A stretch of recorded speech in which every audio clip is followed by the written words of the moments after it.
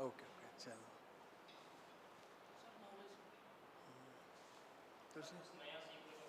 ठीक है ओके बोलो बोलो जो भी है दिमाग में बोलो रेलेवेंट बोलो बस ओके चलो सो कईयों को ये यूपीएससी वर्ड थोड़ा सा हिट करा होगा ठीक है कईयों के लिए ये प्रीलिमिनरी और कोचिंग वाली चीज़ हुई होगी कईयों के लिए डेडिकेशन शायद से हुआ होगा या ओवरऑल कुछ ये एम्बलम होगा जो अपील करा होगा कि क्यों हम उठे हैं आज सुबह ठीक है सो सबसे पहले मैं अपने बारे में बता देता हूँ my name is Rajan Sharma और मैं 2016 में पीसीएस का क्लियर करा था और यूपीएससी मेंस इंटरव्यू काफ़ी बार अटैम्प्ट करा एंड सो सिविल सर्विसेज से ही सिंस 2012 में अटैच्ड हूँ इस चीज़ से ड्यूरिंग कॉलेज डेज ही तैयारी शुरू कर ली थी एंड आज I am here in front of you next सबसे पहले एक बड़ा ब्रीफली मैं बताऊंगा इस चीज़ के बारे में कि पैटर्न क्या है कितने मार्क्स का पेपर होता है क्योंकि ये सारी चीज़ें गूगल पे हैं जो आज की हमारी बात होएगी that will be more of the approach as well as the जो आपका विजन होना चाहिए इसके लिए अप्रोच क्या होनी चाहिए ये तो गूगल आजकल सबके पास है फ़ोन में हम करेंगे कि क्या एग्ज़ाम है कब उसकी नोटिफिकेशन आएगी कैसे भरना है वो सब चीज़ हो जाएगी तो बट ब्रीफली फिर भी हम बता देते हैं अब यूपीएससी थ्रू आउट हम सेशन जब बात करेंगे यूपीएससी विल मीन कि IAS IPS IRS IFS and ऐसे सब्सिक्वेंटली सारी सर्विसेज और पीसीएस का मतलब होगा पंजाब पब्लिक सर्विस कमीशन का मतलब होगा कि पीसीएस पीपीएस ईटीओ तहसीलदार ये सारी एलाइड सर्विसेज तो अगर हम यूपीएससी का देखें तो इसमें प्रिलिमिनरी होता है स्टेज उसके बाद आपको मेंस पेपर देना पड़ेगा उसके बाद इंटरव्यू स्टेज आएगी और मेंस और इंटरव्यू का कंबाइन करके एक मेरिट लिस्ट बनेगी ठीक है तो प्रिलिमिनरी में you have 2 papers GS paper 1 and GS paper 2 1 में क्या होगा जीके जिसको हम टेक्निकली या ट्रेडिशनली जीके बोल देते हैं कि इसमें करंट अफेयर्स हिस्ट्री ज्योग्राफी जो आज तक आपने पढ़ा है होगा वही सारा कुछ और GS paper 2 will be of aptitude test किसमें मैथ्स जो हम लॉजिकल रीजनिंग क्वांट ये सारी चीज़ें आ जाती हैं इट विल बी मोर इसमें सिर्फ इंग्लिश होएगी यूपीएससी वाले एग्जाम में उसके बाद जो इस पेपर को क्लियर करता है क्योंकि यहाँ पर सिर्फ जीएस पेपर 1 जो जीके बेस्ड होगा वो मेरिट डिसाइड करेगा आपकी और जीएस पेपर 2 जो सीसेट है दैट इज़ ओनली क्वालिफाइंग उसके बाद जो यहाँ से हम क्लियर करके अगले स्टेप में आएंगे तो यहाँ पर हमारे पास 2 पेपर पहले होंगे जो क्वालिफाइंग नेचर के होंगे that will be of your language testing एक उसमें से इंग्लिश करनी पड़ेगी हमें एंड सेकंड वन कोई भी जो आप चूज़ कर सकते हो एंड मोस्ट प्रेफरेबली पंजाब में से या तो हिंदी करते हैं या पंजाबी करते हैं ठीक है उसके बाद 7 papers in all subjective types होंगे ये लिखने पड़ेंगे ट्रेडिशनल जैसे हम आज तक लिखते हैं क्वेश्चन है उसका आंसर लिखना है और ये ऑब्जेक्टिव टाइप है कि इसमें बबल्स जो होंगे वो मार्क करने पड़ेंगे हमें अब 4 पेपर जीएस के होंगे इसमें क्या होगा हिस्ट्री ज्योग्राफी इकोनॉमी पॉलिटी इनके अलग अलग सबसेट्स बन के इकट्ठे होके ये पेपर एग्जाम्स होंगे एक ऐसे का होगा ऐसे में 2 जैसे ये चेंज होता रहता है वैसे तो बट ऐसे में क्या होगा कि 2 पार्ट्स आएंगे 2 ऐसेज आएंगे उसके बारे में लिखना पड़ेगा हर एग्ज़ाम 3 घंटे का होगा सुबह शाम ऐसे चलेंगे जैसे डेटशीट बनती है किसी भी एग्ज़ाम की वैसी इसकी होएगी हर एक एग्ज़ाम 300 मार्क्स का होगा इन दोनों को छोड़ के बाकियों का सबका मिला के हो गया आपका 1750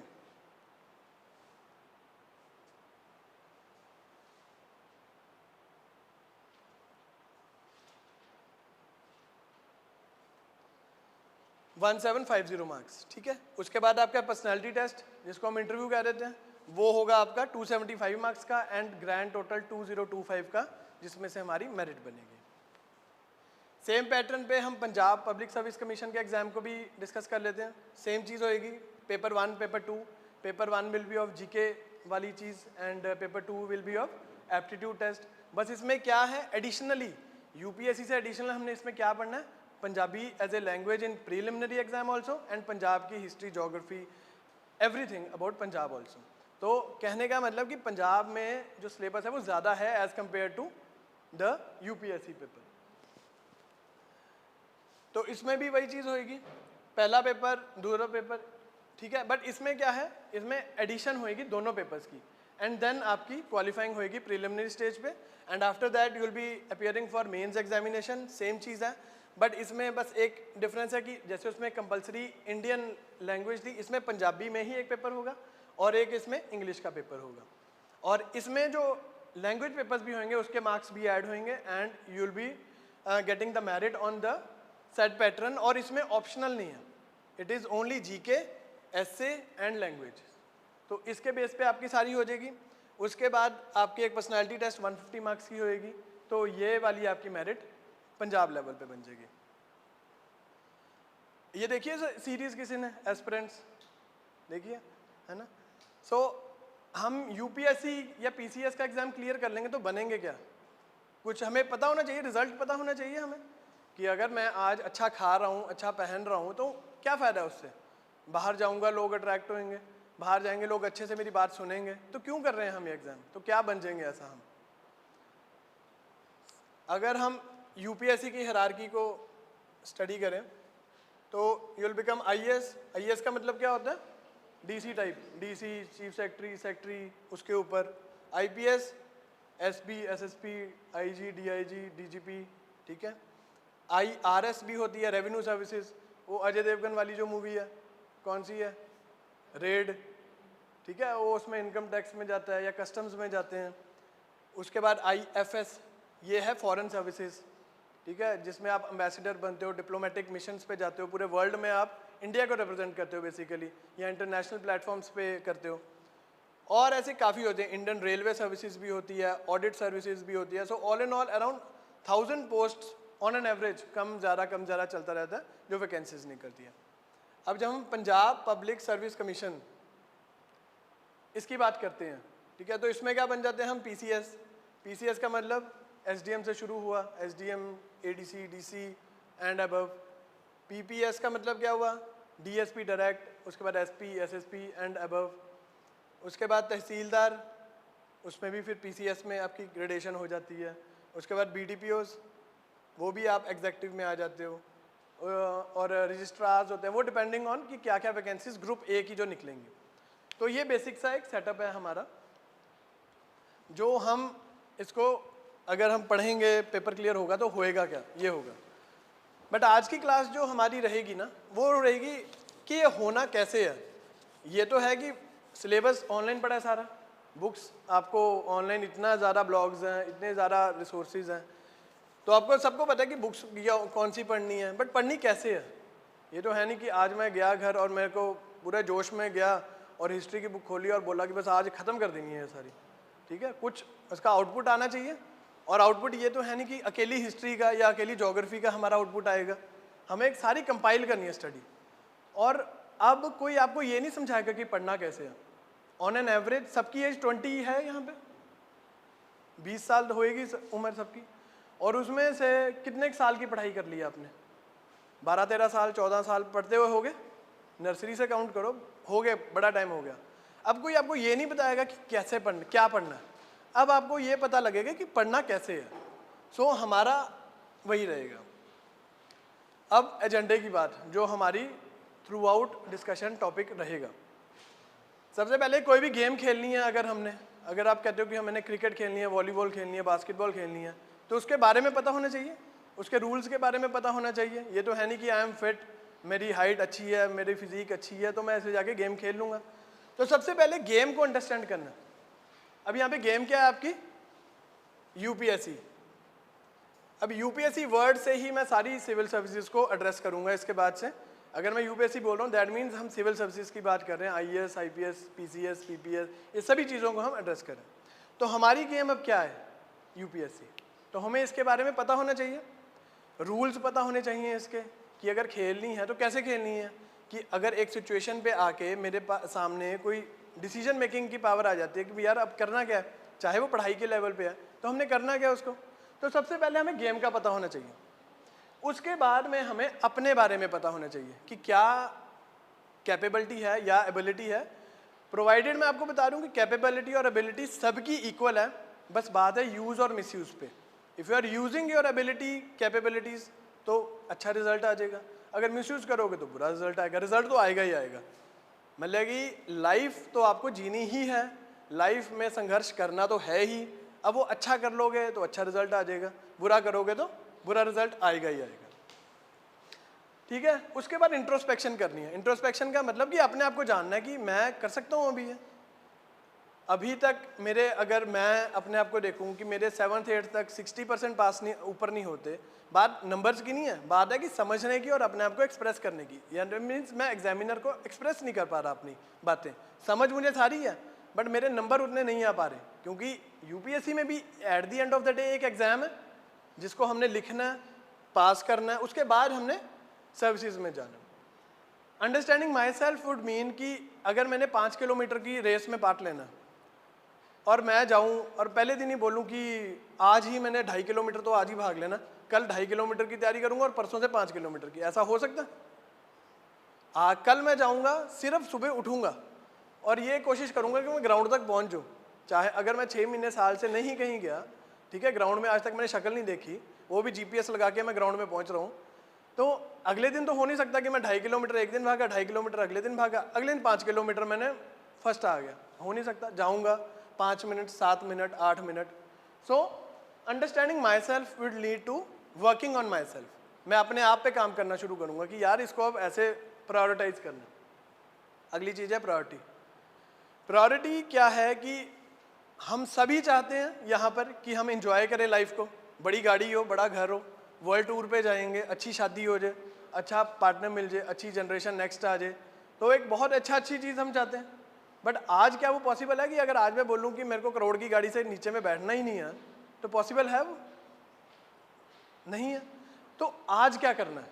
सब कुछ करना है, घूमना भी है, फिरना भी है, ऐश भी करनी है, सब कुछ करना है, अपनी मनमर्जियाँ करनी है, लेकिन आज नहीं करनी। वो कब करनी है? जब टाइम आएगा। तो आज क्या करना है? वो टाइम लाने के लिए मेहनत करनी पड़ेगी। तो you should know how to prioritise yourself, कि अपने, अगर मैं सुबह उठ रहा हूँ, सुबह उठते सार मेरे को ज़रूरी नहीं है कि मैं सारे काम ही खत्म कर दूंगा।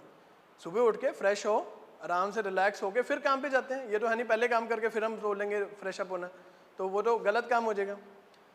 And the last one is social economic conditions. ये कईयों का रहता है जी, बट इसको कभी भी हमने अपने रास्ते में नहीं आने देना। कभी भी हमने ये नहीं सोचना कि वी आर सोशली डिप्राइव्ड या फिर वी आर इकोनॉमिकली डिप्राइव्ड। ठीक है, आजकल it is just about me कि मैं कैसे एक चीज़ को रिएक्ट करूँगा या रिस्पॉन्ड करूँगा।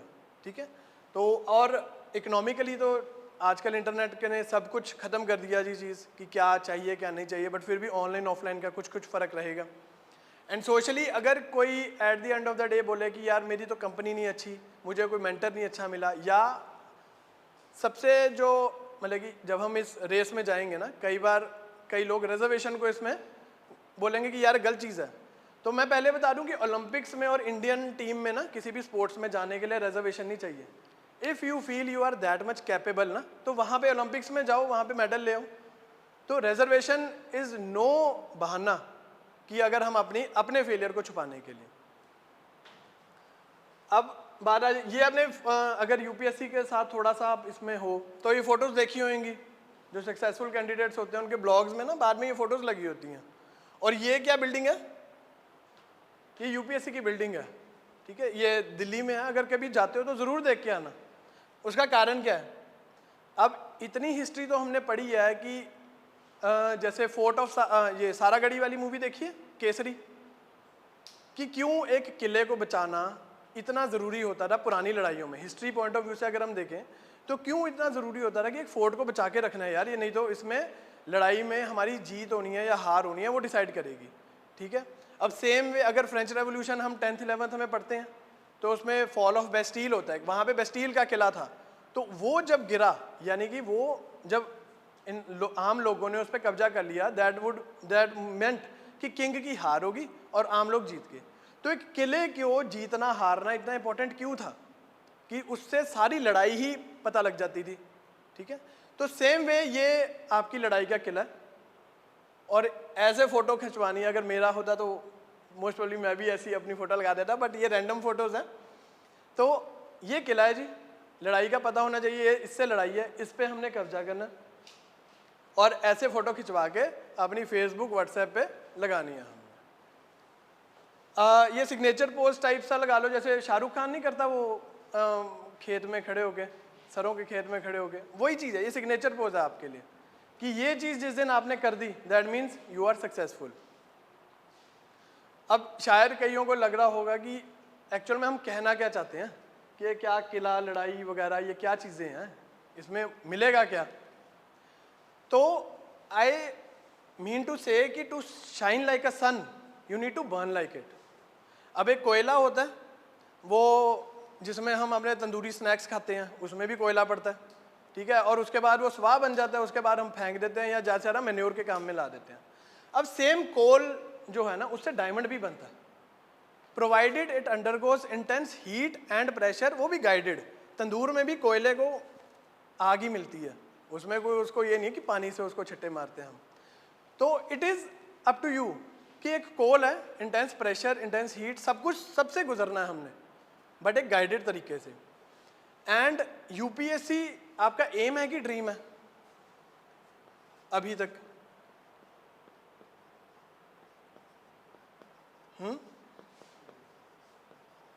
क्या है, एम है कि ड्रीम है? एम है, और बाकी आप मास्क कर लो नीचे से। Okay, so currently it is a dream, you are working on it. एम है। सो सबसे बड़ा डिफरेंस ड्रीम और एम में क्या है? It requires effortless sleep, effortless sleep, and aim requires sleepless efforts. अगर ड्रीम है तो पूरा जोर लगाना सोने में हमने,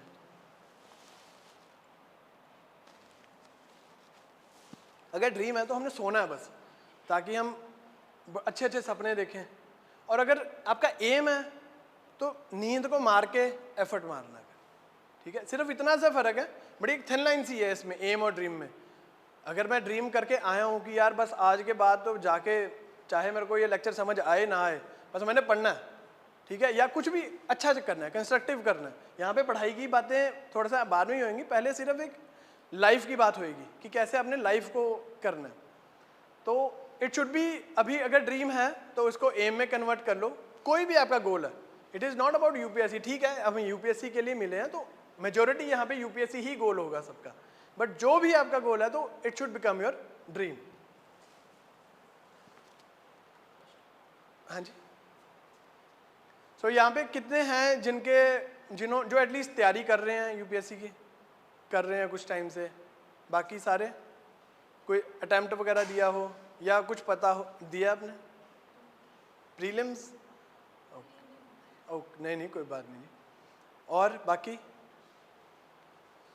ऐसी कंपनी बैग तो नहीं समझ के आए यहाँ पे कि वैसे ही चलो ठीक है यहाँ से आगे कहीं निकल लेंगे? नहीं।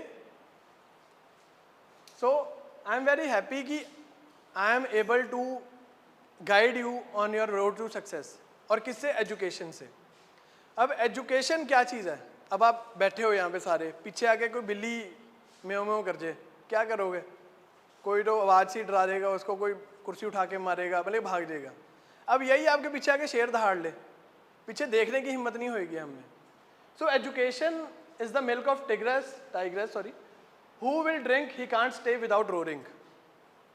मतलब कि जो जब when you are educated, when you are empowered, अंदर से एक आती है ना कि यार नहीं मेरे को पता है इस चीज़ में।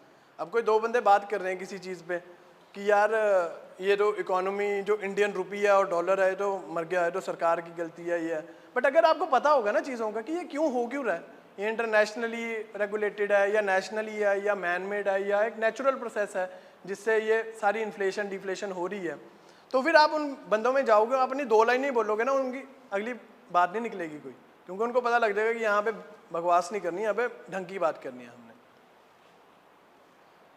अब ये तो ठीक है, अब आपकी अप्रोच। हम जब स्कूल में होते थे तो हमें हमारे टीचर्स या फिर हमारे पेरेंट्स आज तक कहते रहते हैं, चलो जो तो तैयारी कर रहे हैं वो उनको आज तक, या स्कूल में हमें सारे कहते थे कि बुक्स पढ़ो, न्यूज़पेपर पढ़ो, अच्छा खाना खाओ, सुबह जल्दी उठो, रात को टाइमली सो, सारे बोलते थे। बट हम क्या फॉलो करते थे उसको? 20% भी फॉलो करा हमने, इंक्लूडिंग मी। मैंने भी नहीं कभी करा, नहीं करा हमें, क्योंकि जो सारा फोकस होता था ना हमारा वो होता था व्हाट पे, कि करना क्या है। बुक पढ़नी है, ठीक है, क्यों पढ़नी है? हिस्ट्री पढ़नी है, क्लास पढ़नी है, क्यों पढ़नी है हमने? रीज़न होना चाहिए। उसके बाद अगर किसी में हिम्मत होती थी तो वो हाउ बता देते थे।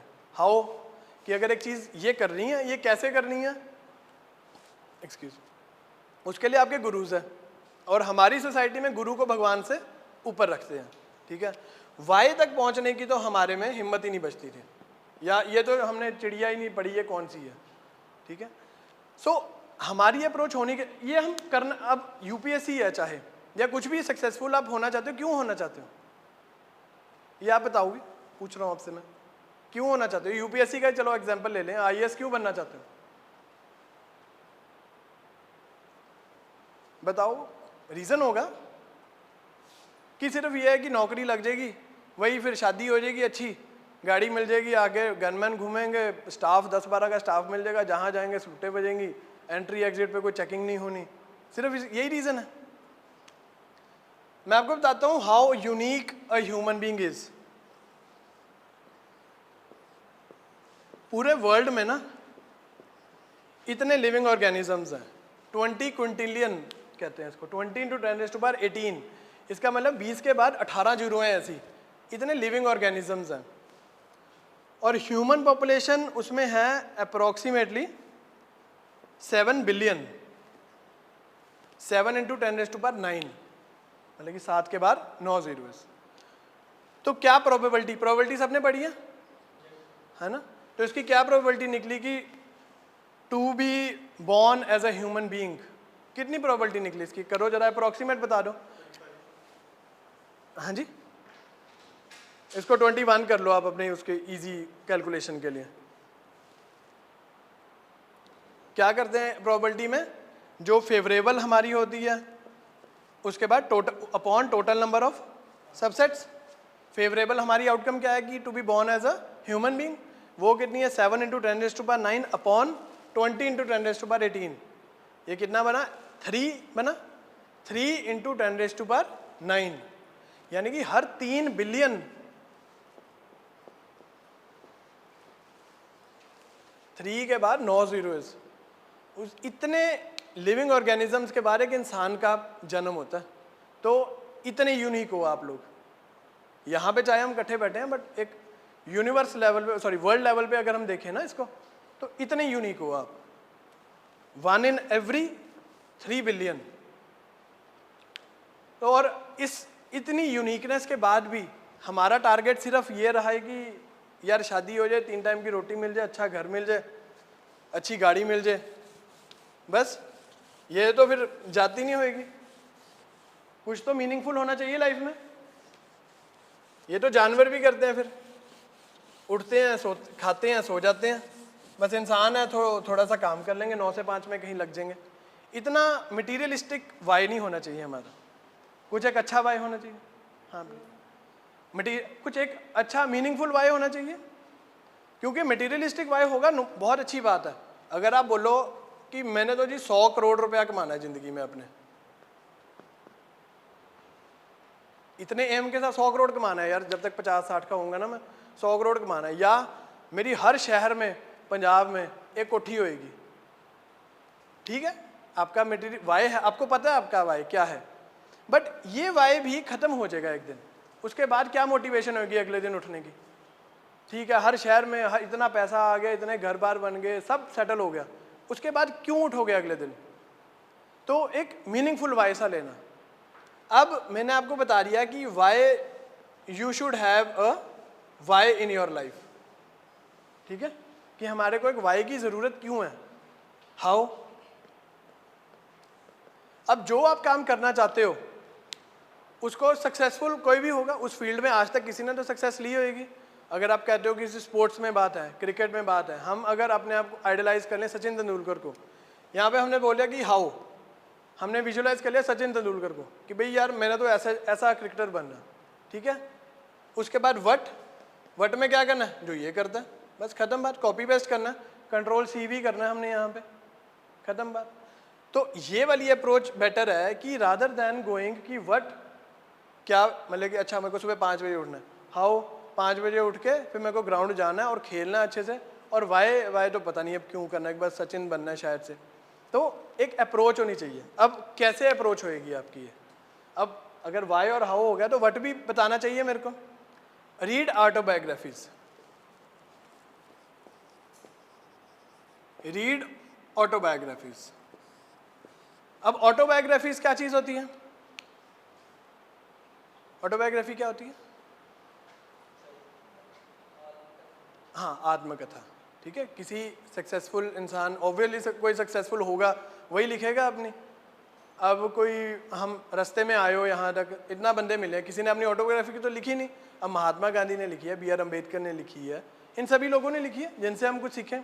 तो आपने यही करना है, ऑटोबायोग्राफीज पढ़नी है। उससे मिलेगा क्या हमें? उससे हमें ये पता लगेगा कि अगर आज मैं स्ट्रगल करता हूँ, आज मैं प्रायोरिटाइज करता हूँ स्ट्रगल को अपनी लाइफ में, तो कल मुझे एक अच्छा भविष्य मिलेगा। I will get a bed of roses ahead of this bed of thorns. अब for example I blindly follow doctor B.R. Ambedkar.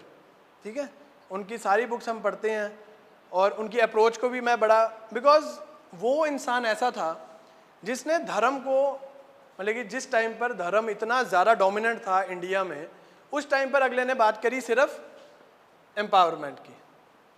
Empowerment को क्या कहते हैं? एम्पावरमेंट, सशक्तिकरण। एक आपकी, मतलब कि एक इंडिविजुअल को एम्पावर करने की बात करी। एम्पावर कैसे करना था? एजुकेशन से। चाहे उन्होंने खुद इतनी ज़्यादा डिस्क्रिमिनेशन फेस करी, पढ़ना ज़रूर, he is a gem of person जो इंडिया को आज तक कभी मिला नहीं। तो एम्पावरमेंट के बाद बात आ जाती है, ही टॉक्स अबाउट एजुकेशन। ना कोई हिंदू की बात करी, ना मुसलमान की बात करी, ना सिख ईसाई, किसी की बात नहीं करनी उन्होंने, सिर्फ एम्पावरमेंट करो, एजुकेशन लो। और जिन्होंने उनको फॉलो करा, ठीक है, वो आज आप देख लो, they are successful in one on other field. और बाकी जो हैं, बाकी सब लड़ाइयों में ही लगे हुए हैं। वो कहता है कि जी मैं ऊपर हूँ, वो कहता है मैं ऊपर हूँ, कोई ऊपर नीचे नहीं है जी। जो एम्पावर्ड इंसान है वो सक्सेसफुल है, जो नॉन सक्सेसफुल है वो नॉन एम्पावर्ड है, उसकी कोई सुनता नहीं है। ठीक है, so you need to empower to express your thoughts. अगर मैं यहाँ पे खड़ा हूँ, अगर मैं यूनिफॉर्म में ना होकर सिविल ड्रेस में हूँ, कितनी अथॉरिटी के साथ आप सुनोगे मुझे? शायद 1-आधा% कुछ फर्क पड़ रहा है कि अगर मैं यूनिफॉर्म में खड़ा हूँ यहाँ पर and I have cleared the thing that you are aspiring to clear ना, तो कुछ तो अथॉरिटी होगी इस यूनिफॉर्म की।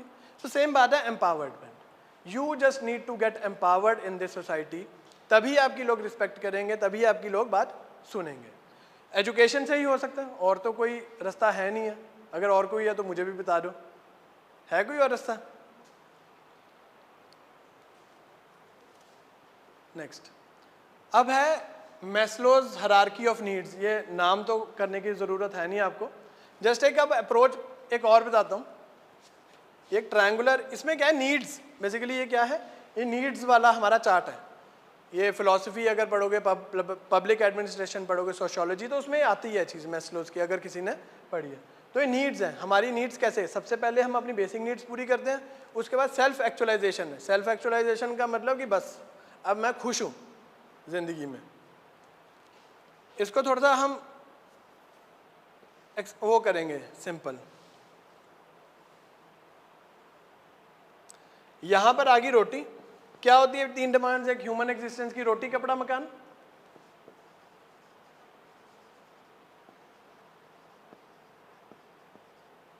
ये स्टार मार देते हैं हमारे ड्रीम के लिए। तो रोटी, इतनी बड़ी जगह है, इसको थोड़ा विजुलाइज करो, इतनी बड़ी जगह है, बहुत लोग इसमें फिट हो जाएंगे, सबको रोटी मिल जाएगी। ठीक है, उसके बाद कपड़ा, जो उससे ज़्यादा थोड़े से प्रिविलेज्ड हैं उनको अब हम वर्ल्ड लेवल पे बात कर रहे हैं इसको। ठीक है, कपड़ा सबको मिल जाएगा, जो रोटी मिल रही है इसको कपड़ा मिल जाएगा। अब जो और प्रिविलेज्ड लोग हैं और जिन्होंने थोड़ा सा एफर्ट मारा, उनको मकान भी मिल गया, घर भी मिल गया, बेसिक नीड्स पूरी होगी। सो हम ये देखते हैं कि जैसे जैसे नीड्स का ये जो चार्ट है बढ़ता है ना, ऊपर जगह जो है बहुत कम होती जाती है। So same is with UPSC. अब मिलियंस, मिलियन कितना होता है? 10 लाख, 10⁻⁶। 10 लाख को मिलियन कहते हैं। Millions of students Aspire for this thing. यहाँ पे क्या है? यूपीएससी आपकी, बट जगह तो बड़ी कम है। तो इसको कैसे टैकल करना है हमने? अप्रोच चाहिए। वही मैंने आपको बताया कि अब मैं आपको ये नहीं बताऊंगा कि पढ़ना क्या है। पढ़ रहे हो, अब इतने सालों से पढ़ रहे हो और अभी भी वही पढ़ना है, स्कूल की टेक्स्ट बुक्स ही पढ़नी है। हमने कोई वो नहीं है गाइड्स वगैरह उठानी है, यहाँ से उठाई वहाँ से उठाई, कुछ नहीं पढ़ना, सिर्फ जो आज तक स्कूल में पढ़ते आए हो सिर्फ उसको पढ़ना है। बट उसको अप्रोच क्या करना है, कंपाइल, कंसोलिडेट एंड कॉन्कर। ठीक है, सबसे पहले जो आज तक पढ़ा है, हिस्ट्री, सिविक्स, ज्योग्राफी, सारा कुछ पढ़ा है, अगर आप हिस्ट्री को ज्योग्राफी के साथ रिलेट नहीं कर पाओगे ना, या ज्योग्राफी को हिस्ट्री के साथ रिलेट नहीं कर पाओगे तो कोई फ़ायदा नहीं है। सबको कंपाइल कर लिया हमने, हिस्ट्री भी पढ़ ली, ज्योग्राफी भी पढ़ ली, इकोनॉमी भी पढ़ ली, सोसाइटी भी पढ़ ली, पब्लिक एडमिनिस्ट्रेशन भी पढ़ लिया। उसके बाद हमने उसको कंसोलिडेट कर देना, इकट्ठा कर देना। अब जो आपकी स्टेज है ना, कंपाइल आपने कर लिया, आज तक सब कुछ पढ़ लिया,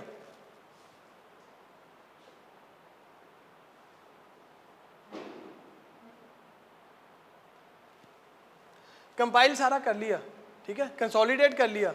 अब बात है जब एग्जाम में जाना है या एग्जाम से कुछ टाइम पहले हमने उसको कॉन्कर करना है, समझ लेनी है चीज़ को हमने कि क्यों हुआ। अब चौरी चौरा इंसिडेंट पढ़ा सबने, 10th तक तो पढ़ा ही होगा।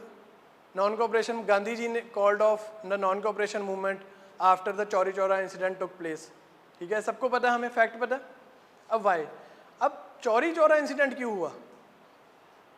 वहाँ पे गांधी जी ने जाके तो बोला नहीं था कि थाने को आग लगा दो, या किसी ने तो बोला नहीं था, कुछ कारण हुआ होगा पता?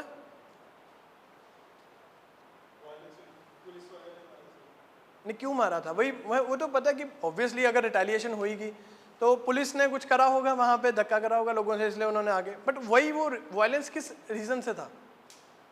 रिटेलिएशन के लिए भी पहले एक्शन, रिएक्शन के लिए पहले एक्शन होता है, तो वो एक्शन क्या था? अगर पुलिस ने वायलेंस करा, that was the reaction to a action. Action हमने यही पढ़ना है, ये भी ढूंढना जरूर, ये मैं नहीं बताऊंगा। अब आप पढ़ोगे कि अगर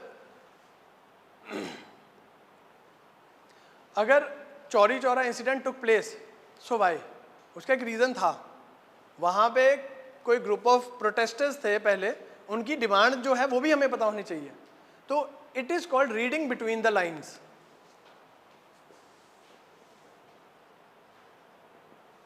रीडिंग बिटवीन द लाइन्स। अब रीडिंग बिटवीन द लाइन्स का मतलब क्या? वही कि Mahatma Gandhi ji called off the non cooperation movement in response to the Chauri Chaura incident. अब इसके बीच की जो सारी स्टोरी है वो तो हमें पता होनी चाहिए ना। स्कूल में हम आंसर लिखाते तो बल्ले बल्ले हो जानी थी, ठीक है, वाह जी वाह, बच्चे को सब पता है। बट यहाँ पर नहीं है चलना, क्योंकि यहाँ पर अब जो 9th के बाद 12th तक सिर्फ उतना ही पढ़ना है हमने दोबारा से। 3 साल में जितना आपने पढ़ा ना, वो अब आपको 6 महीने या साल में या 1.5 साल मैक्सिमम में कवर करना है, और उससे भी थोड़ा सा एडवांस वर्जन में जाके। सो इसलिए ये वैक्यूम अप्रोच जो है ना, हमें स्कूल की traditional approach, the vacuum approach, कि बस हिस्ट्री पढ़ी ख़त्म, ज्योग्राफी पढ़ी ख़त्म, उसके बीच का हमें कोई लेना देना नहीं कि क्या है क्या नहीं है। तो हमने अच्छे से पढ़ना, अच्छे से पढ़ लिया, अब लड़ाई में जाना है, सारे हथियार हथूर ले लिए, सब कुछ कर लिया हमने। ये कौन है? अर्जुन। महाभारत देखिए, टीवी पे आती थी, देखिए सबने। तो ये अर्जुन है, सारे हथियार है इसके पास, भले कि कोई भी एक निकाले और सामने वाली पार्टी को सारी को ढेर कर दे, कर सकता था। बट फिर भी why he took help of, मतलब कि चलो सारथी तो इनके भगवान ही खुद ही हैं, why he took the help of Krishna. अब मैंने जाना है दिल्ली, मैंने दिल्ली के हिसाब से, टेम्परेचर के हिसाब से पैकिंग कर ली, गाड़ी करा ली फुल, और वो जो फुल पैसों से कराई वो मेरे पास ज़िंदगी की आखिरी कमाई थी, ठीक है। बस जाना है, पूरा जोश है, तैयारी पूरी है, पैकिंग मेरी पूरी है। दिल्ली मैंने जाना है कोचिंग लेने जी, कल से। मैंने गाड़ी निकाली, दिल्ली की जगह मैंने डाल ली कश्मीर को। कश्मीर तक तेल भी सारा ख़त्म, वहाँ पहुँच जा, वहाँ जाके अब पैसे भी ख़त्म कि वापस भी नहीं जा सकते दोबारा से तेल डलवा के, ऊपर से वहाँ ठंड, वहाँ गर्मी, ना कपड़े, मतलब कि हर एंगल से मैं हार गया वहाँ पे। So what do you need?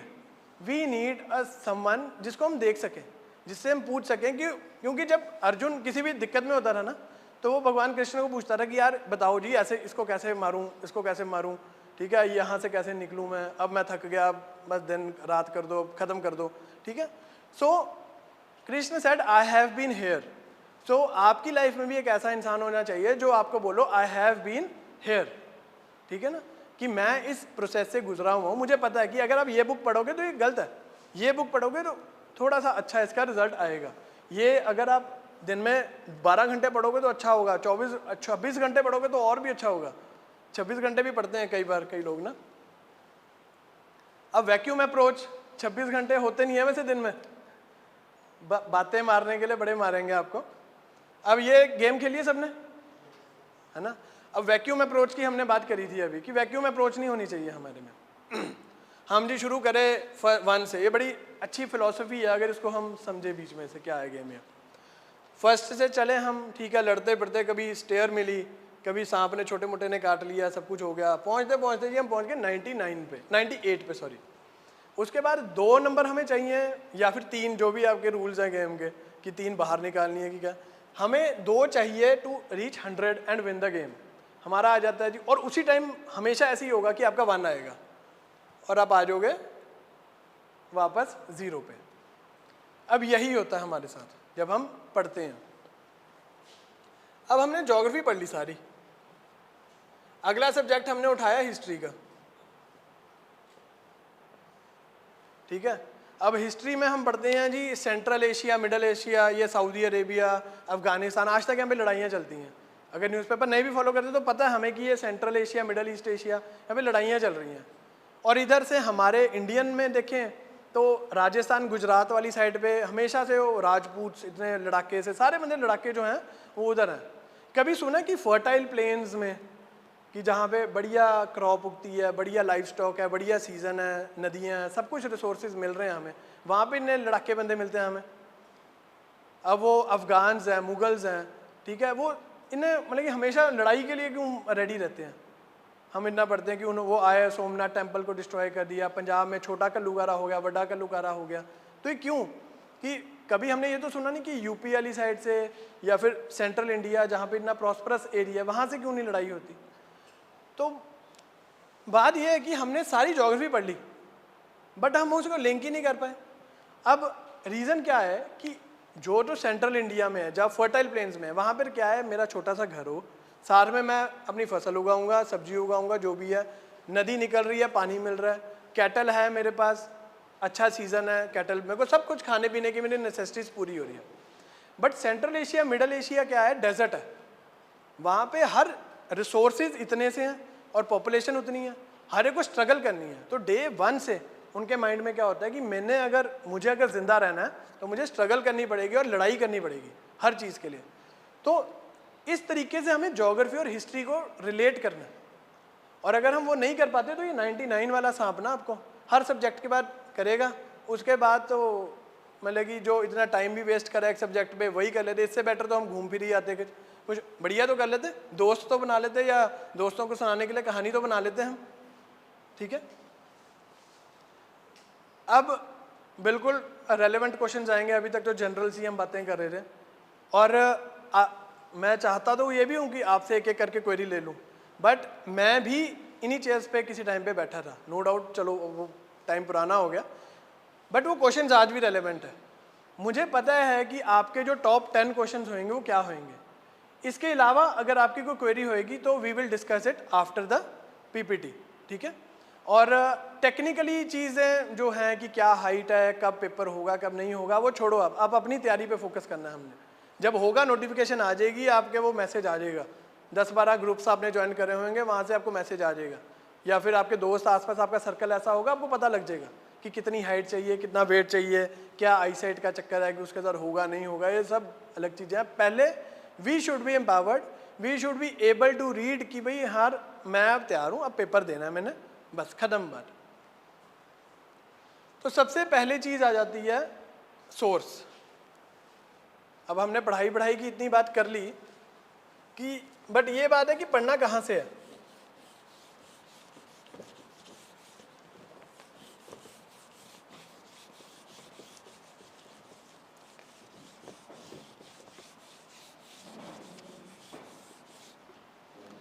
बुर्ज खलीफा पता है हमें क्या है चीज़? बुर्ज खलीफा दुबई में tallest building in the world, ठीक है।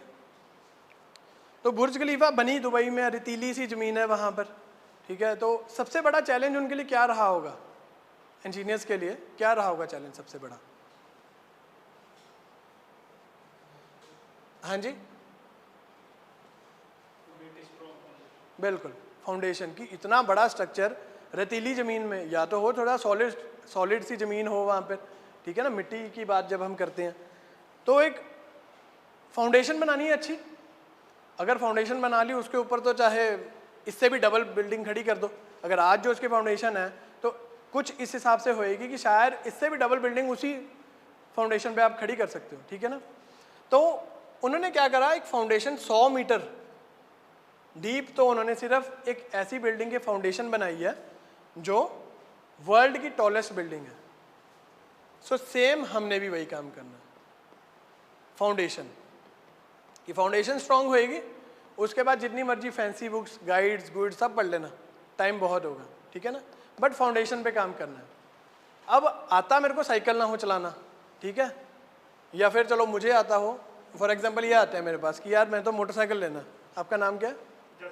जसप्रीत आते हैं मेरे पास कि मैंने तो मोटरसाइकिल लेना, और मैं भी बोल देता हूँ कि यार बढ़िया, सबसे कोई भी बाइक बता दो जो आजकल चल रहा है, कोई भी बता दो। हाँ, एनफील्ड लेना, चलो ठीक है, ये तो बढ़िया कर दिया कि आता हमें साइकिल चलाना नहीं है। हम बात करें कि आज तो बुलेट लेके आना है जी, स्टैंडर्ड वाला, ठीक है, तो मैं अगर मुझे हो, मैं इनका सबसे बड़ा दुश्मन होऊंगा ना, तो मैं बोलूँगा हाँ हाँ यार लाख रुपया जेब में है, बस चलो जी और लेके आते हैं।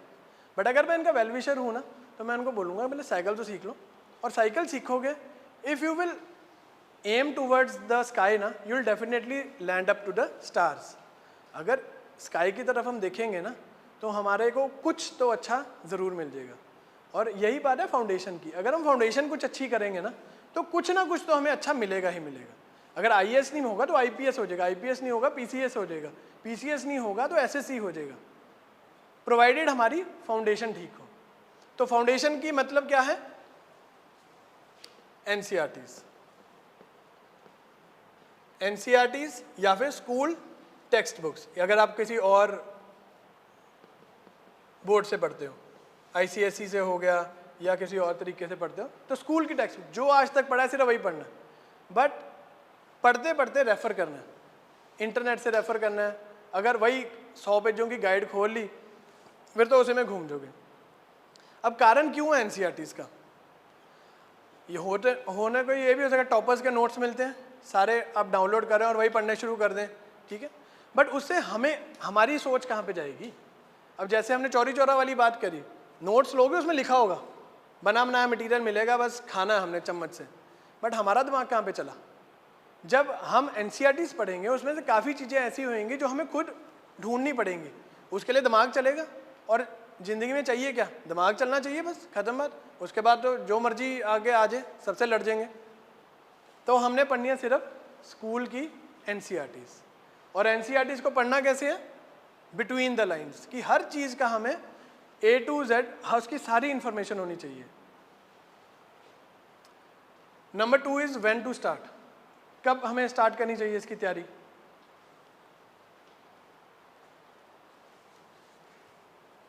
आपको क्या लगता है कब करनी चाहिए?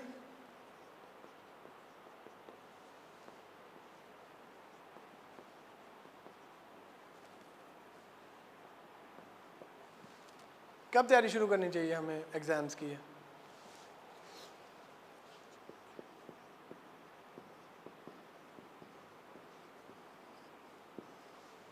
ये क्या होता है? ये क्या लिखा? क्या लिखा है? टुमारो। ये वो दिन है जिंदगी में आपकी जो कभी नहीं आएगा, कभी नहीं आएगा आपकी ज़िंदगी में ये दिन। कल वाला जो दिन है ना वो कभी नहीं आएगा। और अब व्हेन टू स्टार्ट, जब जागो तब सवेरा। आज मेरे को बुद्धि मिल गई, आज मेरे को थोड़ी सी दिमाग सही हो गया, आज मैं शुरू कर दूंगा। और ये कल से नहीं करूँगा मैं कभी भी। कल से मैं अच्छा खाना नहीं खाऊंगा, कल से मैं अच्छा मतलब कि लोगों की बातें नहीं सुनूंगा, कल से मैं अच्छे गाने नहीं सुनूंगा, कल से मैं अच्छी मूवीज़ नहीं देखूंगा। कल कभी नहीं आएगा ज़िंदगी में आपकी। और कल से मैं टाइमली उठूंगा, ये कल नहीं आएगा। जब जागो तब सवेरा, अभी अकल आ गई, अभी करूँगा मैं, ठीक है। तो अगर टेक्निकली हम बात करें तो मैं कहूँगा fifth class, 10th class, 12th, graduation, post graduation या आपकी मैरिज भी होगी तब भी, every level is good to start. अब उसका कारण क्या है?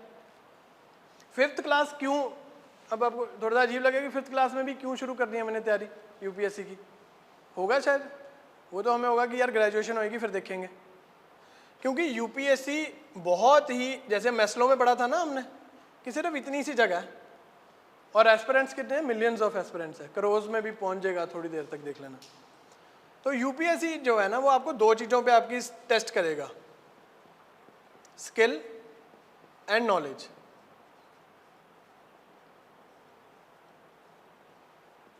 ठीक है, पहले हम बात करते हैं नॉलेज की। नहीं, उससे पहले एक और कंसेप्ट मैं आपको बता दूं कि क्यों हर एक एस्पेक्ट पे हमने काम करना है।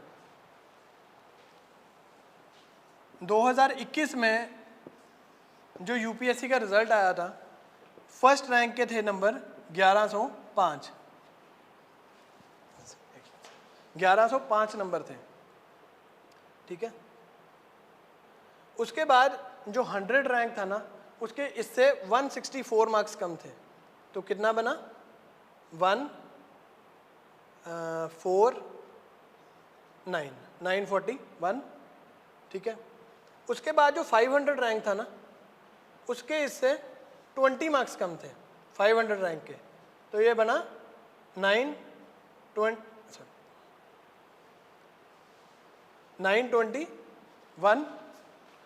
और जो 600 रैंक था उसके इनसे 17 नंबर कम थे, 17 नंबर में बने 904। ये कंपटीशन है आपका। पहले 100 नंबर जो हैं वो आपके 164 मार्क्स में ख़त्म हो जाते हैं। दैट मीन्स अगर यूपीएससी आईएएस बनना है तो काफ़ी हद तक आपके वो चांसेस ख़त्म हो जाते हैं। और एक रैंक का मतलब 1.64, कि हर 1.64 के बाद आपका एक एक रैंक नीचे जा रहा है, 1.64 मार्क्स, बल्कि 2 नंबर भी पूरे नहीं बन रहे हैं यहाँ पे। उसके बाद इंटरेस्टिंग गेम यहाँ पे रहा, ये 400 रैंक्स हैं। ये 400 रैंक्स ना 20 नंबरों में कवर हो रहे हैं, 20 नंबरों में। ठीक है, तो कितना बना ये आपका 40 रैंक 2 नंबर में, और एक रैंक कितने में आया 2/40, 1/20, एक नंबर का 20वां हिस्सा एक रैंक में फ़र्क पड़ रहा है। और 400 मतलब कि रैंक्स में ऐसे गेम घूम जानी है कि अगर आपके 20 नंबर ज़्यादा हैं तो आप डबल डिजिट रैंक में हो नेशनल लेवल पे, अगर आपके 20 नंबर कम है ना तो आप 500 वाली सीरीज़ में पहुंच जाते हो। उसके बाद ये वाले 100 नंबर, ये आपके 17 नंबरों में है।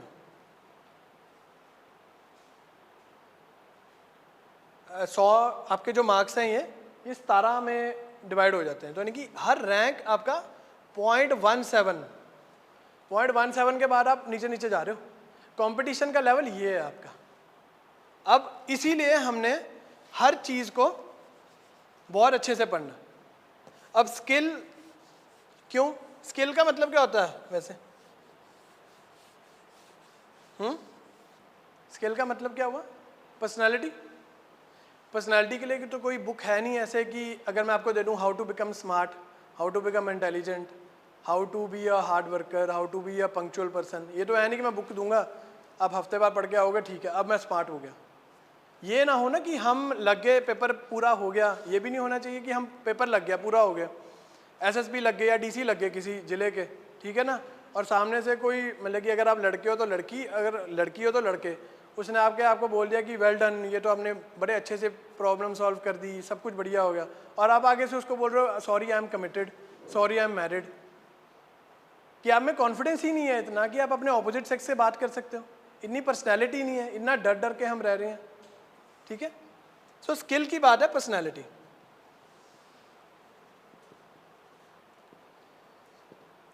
अब पर्सनैलिटी बनानी कैसे है?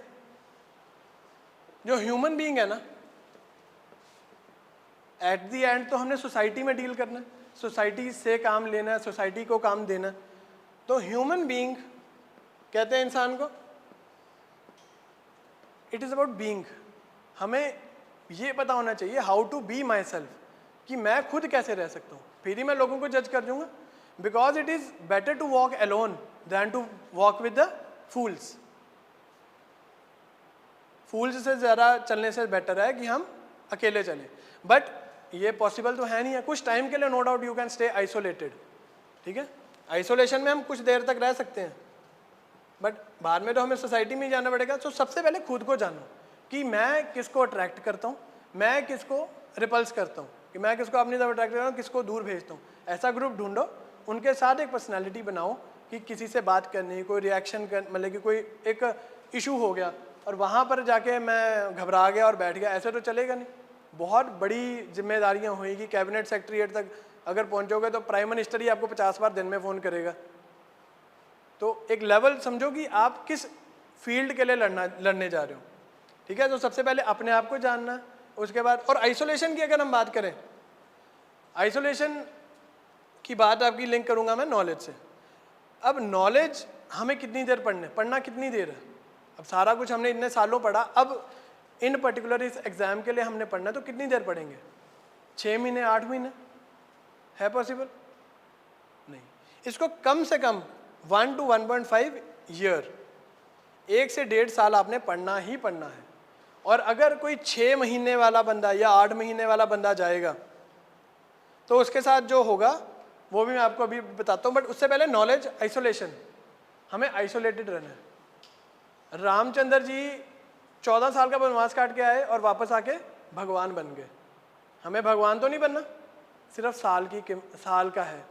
साल आइसोलेशन में हो जो, पार्टीज, दोस्त, फ़ोन, ये स्मार्टफोन्स, ठीक है, सिर्फ अपने पर्पज़ के लिए यूज़ करो, ज़्यादा नहीं कि इस पर एक बार फेसबुक चलाया तो 5 घंटे पता नहीं लगे कैसे लगे। तो आइसोलेटेड रहना, साल 1.5 साल की बात है, उसके बाद लाइफ बहुत अच्छी है। अब आ रहे 6 से 8 महीने वाले, ये भी केस होता है कि कई लोग कहते हैं कि यार मैं तो आज तक मैंने स्कूल में, कॉलेज में और अपने सोसाइटी में, लेकिन अभी फेल ही नहीं हुआ। मैं तो टॉप 3 में आता हूँ अपने स्कूल में, और मैं ये एग्ज़ाम क्या चीज़ है मेरे लिए, मैं तो 6 महीने करके निकाल दूंगा। नो डाउट वो निकाल देगा इंसान। क्या होगा उसके साथ?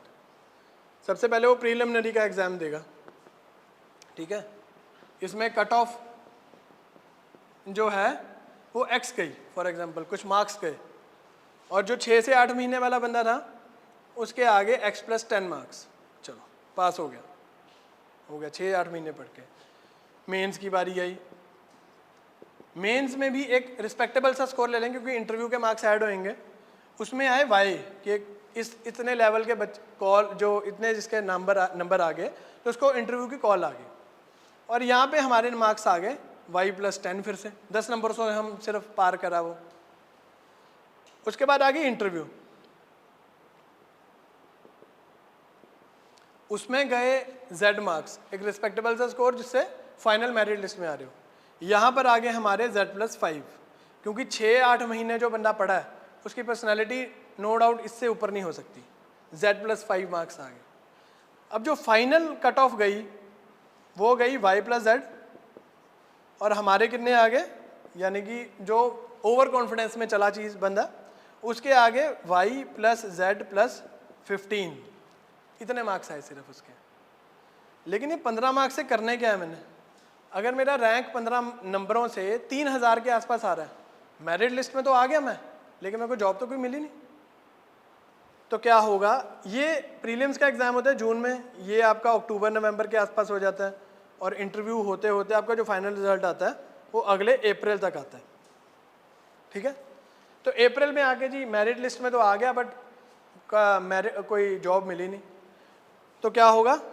जून आ गया अगला प्रीलिम्स, सेम नॉलेज, सेम सारे मेंटल स्टेट, सभी उसी, मतलब कि उन्हीं हथियारों के साथ मैं लड़ाई लड़ने वही चले गया फिर से।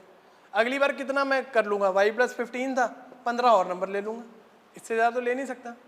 मेरा कंपटीशन किन के साथ है? जो मेरे से 200-200 की लीड पे है।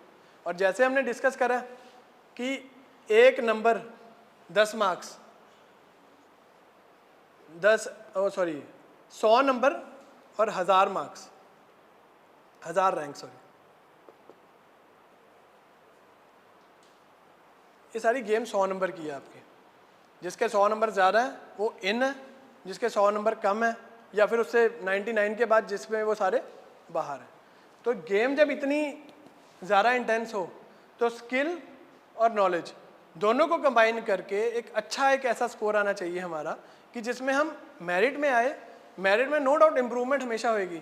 एक बार मेरी अगर IRS मिल गई, मुझे रेवेन्यू सर्विसेज मिल गई, अगली बार मैं फिर पढ़ा, फिर मैं अपग्रेड कराई सर्विसेज, या मैं स्टेट सर्विसेज एक बार क्लियर कर ली, उसके बाद मैं दोबारा पढ़ा, मतलब कि थोड़ा टाइम लगा के। तो इसलिए ये ज़रूरी है कि हमारी नॉलेज और स्किल्स दोनों बहुत ज़रूरी है। अब ऑप्शनल, ये बिल्कुल ही UPSC है, इसमें स्टेट सर्विसेज का नहीं है क्योंकि स्टेट में ऑप्शनल ख़त्म हो गया। अब आप एक बात बताओ, अगर किसी लड़ाई में जाना है आपने, ठीक है, लड़ने जाना है, ये इसीलिए लड़ाई कर रहा हूँ क्योंकि ये जंग है, इससे कम कुछ नहीं है। इतने लाखों करोड़ों बच्चों से आपने फेस टू फेस हो जाना है, तो वो अगर उस टाइम पे कोई बोले ना कि इसको मार दे और तेरे को सीट मिल जाएगी, वो भी कर दोगे आप। तो एक रूम में आपको भेजता हूँ मैं, 2 बंदे हो आप और आपका एक ओपोनेंट, ठीक है, जॉब उसको मिलेगी जो जिंदा वापस आएगा। अब उस कमरे में हर एक ऐसा हथियार पड़ा दुनिया का, उसमें लाठी डंडे से शुरू होके एटम बॉम्ब तक, बीच में मशीन गन्स, टैंक्स, टूंक, सब कुछ पड़ा, ठीक है। और मैं बोलता हूँ कि दोनों ने एक एक वेपन चूज करना है और उसके बाद लड़ाई होगी तुम्हारी। जो बच जाएगा, जो जिंदा रह जाएगा वो सर्विस ले जाएगा, और जो मर गया वो तो उसके गेम ही ओवर होगी। और जी हमने उठा ली डंडा कि जी नहीं, मेरा तो जी बहुत, मैं फिजिकली फिट हूँ, मैंने उठा ली स्टिक कि मैं तो आए सही सामने बंदा वो, ठीक है, और सामने वाले बंदे ने क्या उठा ली, मशीन गन। क्या होगा फिर? कितने सेकंड लगेंगे उसको, आपको ख़त्म करने को, आपने कंपटीशन को ख़त्म करने में कितने सेकंड लगेंगे? 1 आधा सेकंड भी नहीं लगेगा, तो आएगा करके बस निकल गया, और हम अपने डंडे के साथ ही खड़े रह गए। तो बात यही है ऑप्शनल की। हमने अब एक ऑप्शनल ऐसा चूज करना है जो हमें एक ऐसी एडवांटेज दे। अब एक 400 गज का प्लॉट आपको दे दिया मैंने, 2 बंदों, आप दोनों को दे दिया, आपने उस पर बुर्ज खलीफा खड़ा कर दिया, इन्होंने 4 दीवारी करके उस पर घास लगा दी कि चल ठीक है सैटरडे संडे आएंगे, तो फिर ऑब्वियसली आपने 400 गज की जो यूटिलाइजेशन करी है वो अलग है, इन्होंने उसमें घास लगाया और बोला कि शनिवार एतवार आके यहाँ पे बैठेंगे और चल मारेंगे, ठीक है। तो सेम इज विद ऑप्शनल। और सबसे बड़ा झूठ ये है कि ऑल ऑप्शनल्स आर इक्वल। ये बिल्कुल भी नहीं हो सकता। हर एक ऑप्शनल की अपनी अपनी रेलेवेंसी है, हर एक ऑप्शनल की अपनी अपनी उसके प्रोज हैं, उसके कॉन्स हैं। अब हमने ऑप्शनल चूज करना, कैसे करेंगे? लोग बोलेंगे ना जी हाँ मेरी तो हिस्ट्री बहुत अच्छी है, मेरी तो जी ज्योग्राफी बहुत अच्छी है, मेरी तो लिटरेचर में कोई सब्जेक्ट इंग्लिश पंजाबी हिंदी बहुत अच्छी है, या मेरा मैथ साइंस बैकग्राउंड से कोई सब्जेक्ट बहुत अच्छा है मेरा, तो मैंने उठाना है। बट पिछले 5 साल से आज तक उसमें कोई पास नहीं हुआ, या फिर उसका कोई नंबर ही नहीं आए। अब क्यों? जीएस में, जीके अगर हम बात करें, जीएस में हिस्ट्री, ज्योग्राफी, पॉलिटी, इकोनॉमिक्स, ये प्रिंसिपल सारे सेम रहने हैं। अगर इंडिया 1947 में फ्री हुआ तो ये 10 पेजों वाली बुक में भी ये लिखा होगा, मतलब 1000 पेज वाली बुक में भी यही लिखा होगा। तो जीएस कहने का मतलब मोर और लेस सबको सेम पता है, एक्स क्वांटिटी ऑफ सबको सेम पता है। ज़्यादा से ज़्यादा क्या होगा, किसी को 2 या 3% ज़्यादा जीएस पता होगी, जो सीरियस कैंडिडेट्स की बात कर रहा हूँ, टॉप 5000। क्योंकि जो टॉप 5000 वाले हैं ना, वो सिर्फ वही नंबर्स में 2-4 नंबर कम आ गए, इधर हो गए 2-4 नंबर उधर आ गए, तो उन सबको सेम पता है, ठीक है। इसमें ज़्यादा से ज़्यादा मार्जिन कितना हो जाएगा आपका, 20-50 का लगा लो। जीएस के जो 1, 2, 3, 4 एग्जाम्स होंगे उसमें ज़्यादा से ज़्यादा इतना फ़र्क होगा जो ऊपर वाले स्टूडेंट्स होंगे, ठीक है, जिनके रैंक आएंगे। बट अब बात आती है ऑप्शनल की। यहाँ पे ना मैंने बड़ा अच्छा स्कोर कर लिया, x+70 कर लिया, चलो x+70 जो एक कट ऑफ का स्कोर था जीएस का, अगर हम एनालिसिस करेंगे 70 ले आया मैं। बट ऑप्शनल में क्या हुआ, 250-500 में से मेरे नंबर आ गए 200, जो मेरे आए हुए हैं, मेरे भी आए हुए हैं 200 नंबर। और कंपैरेटिवली यहाँ पर क्या हुआ, जो ऊपर वाले बंदे थे उनके 400 नंबर आए हुए थे, 200 नंबर का तो उन्होंने यहीं पर गैप डाल दिया मेरे साथ। चाहे मैं यहाँ पर कितने के नंबर ले लूँगा, और अगर मेरे को एक स्टोरी पता है, सबको वही स्टोरी पता है, और GS is nothing more than a story. बस हमें स्टोरी पता करनी है। मूवी भी देखते हैं, कली चीज़ पता होती है कि ये सीन इस गाने के बाद आएगा, ये सीन इससे पहले आएगा, तो हमने यहाँ पर भी इसे स्टोरी पढ़नी है। ऑप्शनल में वो बंदा 400 ले गया, हम तो कहीं भी नहीं रहे, वो बंदा हमने टॉप 100 या टॉप 200 में चले गया। सो हमने ऑप्शनल चूज़ कैसे करना है, नंबर 1 चीज़ है स्कोरेबिलिटी, बड़ा ही प्रैक्टिकल चीज़ है जी। स्कोरेबिलिटी 5 साल का रिजल्ट उठाना है, उसमें देखना है कि टॉप 10 सब्जेक्ट्स कौन से हैं जिसमें नंबर आ रहे हैं, एग्जामिनर नंबर दे रहा है।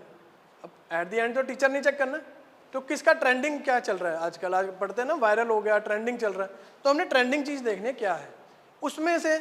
उसके बाद हमने देखनी है उसमें हमारी जीएस की हेल्प क्या होगी, कि जीएस में हमें कैसे हेल्प करेगा। अगर कोई लिटरेचर चूज़ कर रहा है तो वो अपने रिस्क पे चूज़ कर रहा है, प्लस उसके फ़ायदे भी बहुत है लिटरेचर के, तो जीएस में कैसे हेल्प कर रहा है। अगर मैं इंटरनेशनल रिलेशंस या पॉलिटी चूज़ करता हूँ तो मेरे को वो हर सब्जेक्ट में यूज़ कर रही है, बट अगर पॉलिटी में नंबर ही नहीं आ रहे फिर उसका फ़ायदा क्या हुआ। नंबर 3 है उसका साइज़। ये ना हो कि हम ऐसा ऑप्शन चूज़ कर लें जिसका सिलेबस पढ़ने में ही हमें एक दिन पूरा लग जाए, वो एक्चुअल में जब हम पढ़ने जाएंगे तो कितना ही होगा उसका सिलेबस। सो ये 3 चीज़ें स्टडी करके अपने ठंडे दिमाग से एक्सपेरिमेंट कर करके कि एक एक महीना एक सब्जेक्ट पढ़ा, अभी बहुत टाइम है हमारे पास, एक महीना एक सब्जेक्ट पढ़ा, पल्ले पड़ती है चीज़ ठीक है, नहीं तो चेंज ओवर, क्योंकि एक टाइम ऐसा आएगा जब एक्सपेरिमेंट करने का टाइम नहीं मिलेगा। ये नहीं होना चाहिए कि 4 अटैम्प्ट मैंने गलत ऑप्शनल के साथ दे दिए, उसके बाद बचे मेरे पीछे 2 और तब मैं बोलूँ कि ऑप्शनल चेंज करूँगा अब मैं, ये बिल्कुल पॉसिबल नहीं है आपका। सो ये 3 जो आपके पैरामीटर्स हैं इनको स्टडी करके एक अपना एक कन्वीनियंट एक ऑप्शनल चूज़ करो जिसको हम बाद में यूज़ करेंगे। Next comes answer writing. अब सारा पढ़ लिया हमने, सब कॉन्कर भी कर लिया, सब समझ भी लिया, एक एक चीज़ हमने समझ ली, बट वहाँ पे तो जाके लिखना है। लिख सकते हो आप? कितना लिखना है ये भी बताता हूँ मैं आपको।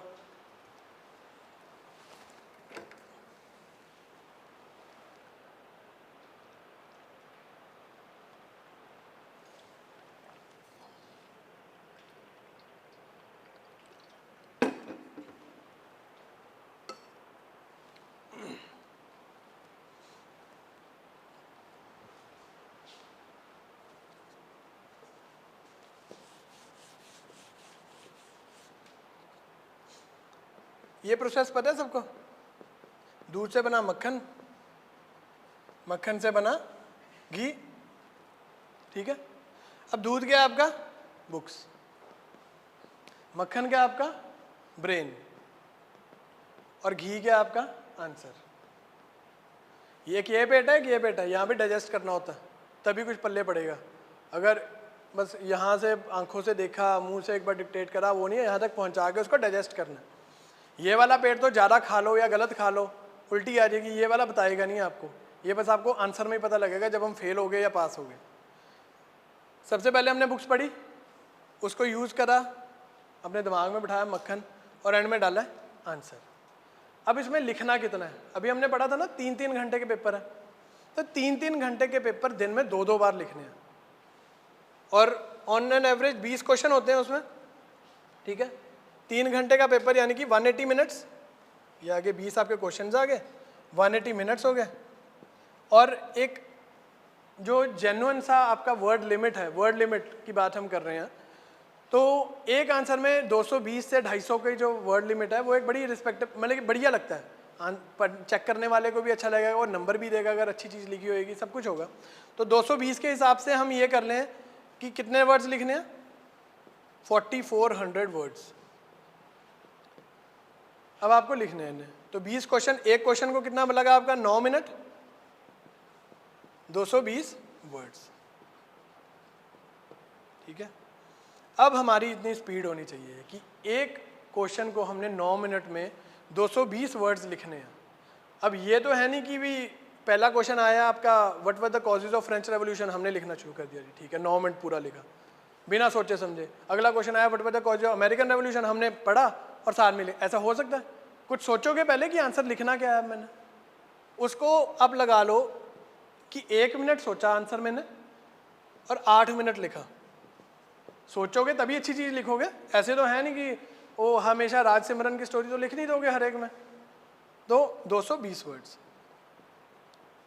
अब आपने अपने आप को इस पे टेस्ट करना है। एक क्वेश्चन आपने लिखना है 8 मिनट में 220 वर्ड्स, क्या हम लिख सकते हैं?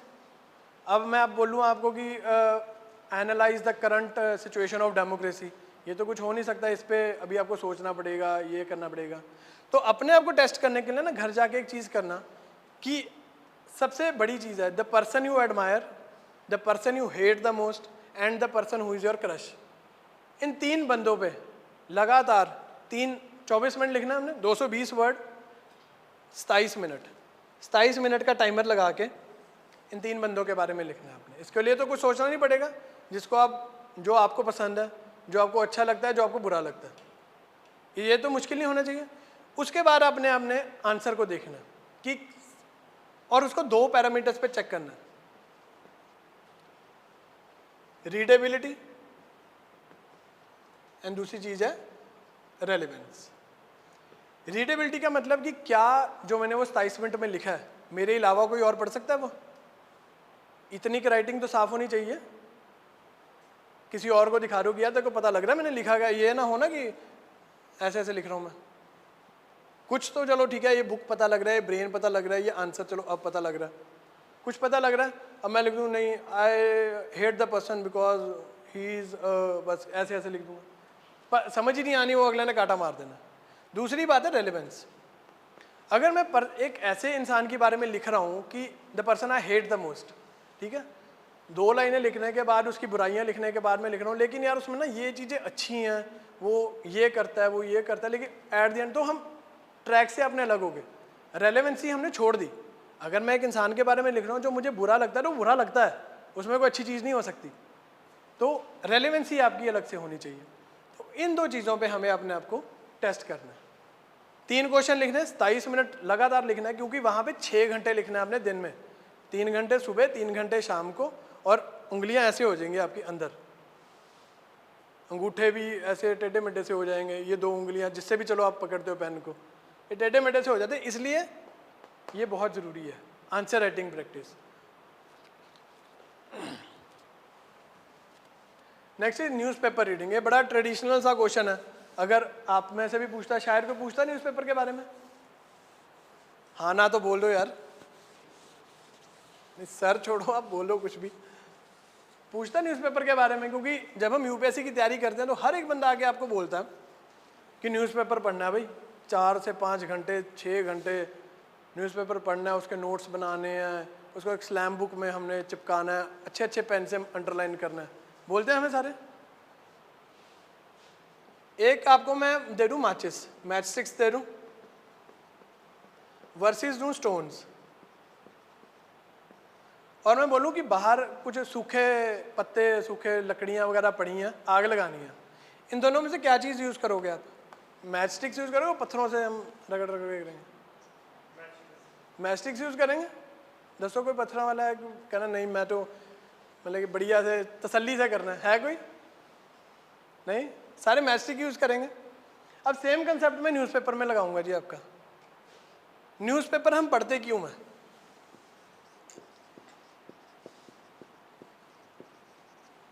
आप बताओगे अब ये चीज़ें। न्यूज़पेपर हम पढ़ने को कहते क्यों हैं? जो जैसे हमने वाई का बोला ना कि हर चीज़ का वाई होना चाहिए, क्यों पढ़ रहे हैं हम न्यूज़पेपर? हाँ जी, करंट अफेयर्स ਲਈ, ठीक है। नेक्स्ट, वो सारे करंट अफेयर्स में आ गए, ठीक है। हाँ वो न्यूज़ में चलो न्यूज़ लिख देने हैं। न्यूज़ सारे एस्पेक्ट्स कवर करते हैं, हिस्ट्री, ज्योग्राफी, पॉलिटी, सारे कवर कर ले। और क्यों पढ़ते हैं न्यूज़पेपर हम? बताओ। वोकैबुलरी बढ़ी होगी, थोड़े से इंग्लिश के वर्ड पता लग जाएंगे, ठीक है।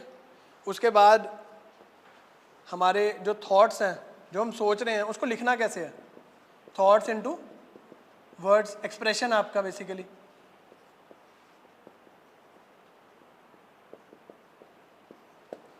इन चीज़ों के लिए पढ़ते हैं हम कि न्यूज़ का पता लग जाएगा, करंट अफेयर क्या दुनिया में चल रहा है, वोकैबुलरी थोड़ी सी वहाँ पे इंग्लिश लिखी होएगी। रोज़ का अगर हम एक भी वर्ड पढ़ेंगे, 365 वर्ड हमारे पास, हमारे एक वर्ड बैंक बन जाएगा, तो उसके बाद वो हमारा सेलेक्ट हो जाएगा।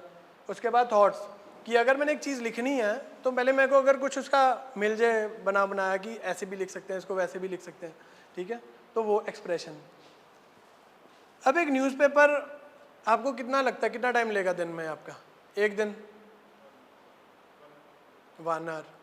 उसके बाद उसको नोट्स भी बनाने हैं, उसको ये भी करना है। 2-2.5 घंटे ले लें आपका, मोटा मोटा 2-2.5 घंटे आपके आ गए दिन के। इसमें हफ्ते का कितना हो गया? 14-15 घंटे हो गए। अब अगर मैं आपको हर रोज के 2-2 2.5 घंटे से बेटर एक ऑप्शन दे दूं, 1/3 या 1/5 टाइम, रादर 1/4 ही लगा लो, चलो 1/4 टाइम इसका, 15 घंटे का 1/4 हिस्सा कितना बन गया? 7.5 का हाफ कितना हो गया? 3-3.5 घंटे। एक मैं आपको सोर्स दे दूं जो आपको दिन में सिर्फ एक बार 3.5 घंटे देने हैं और आपको ये सारी चीज़ें कवर कर देगा। मंथली मैगजीन्स ले लो, जो मर्जी ले लो। कुरुक्षेत्र योजना थोड़ी सी स्पेसिफिक हो जाती है।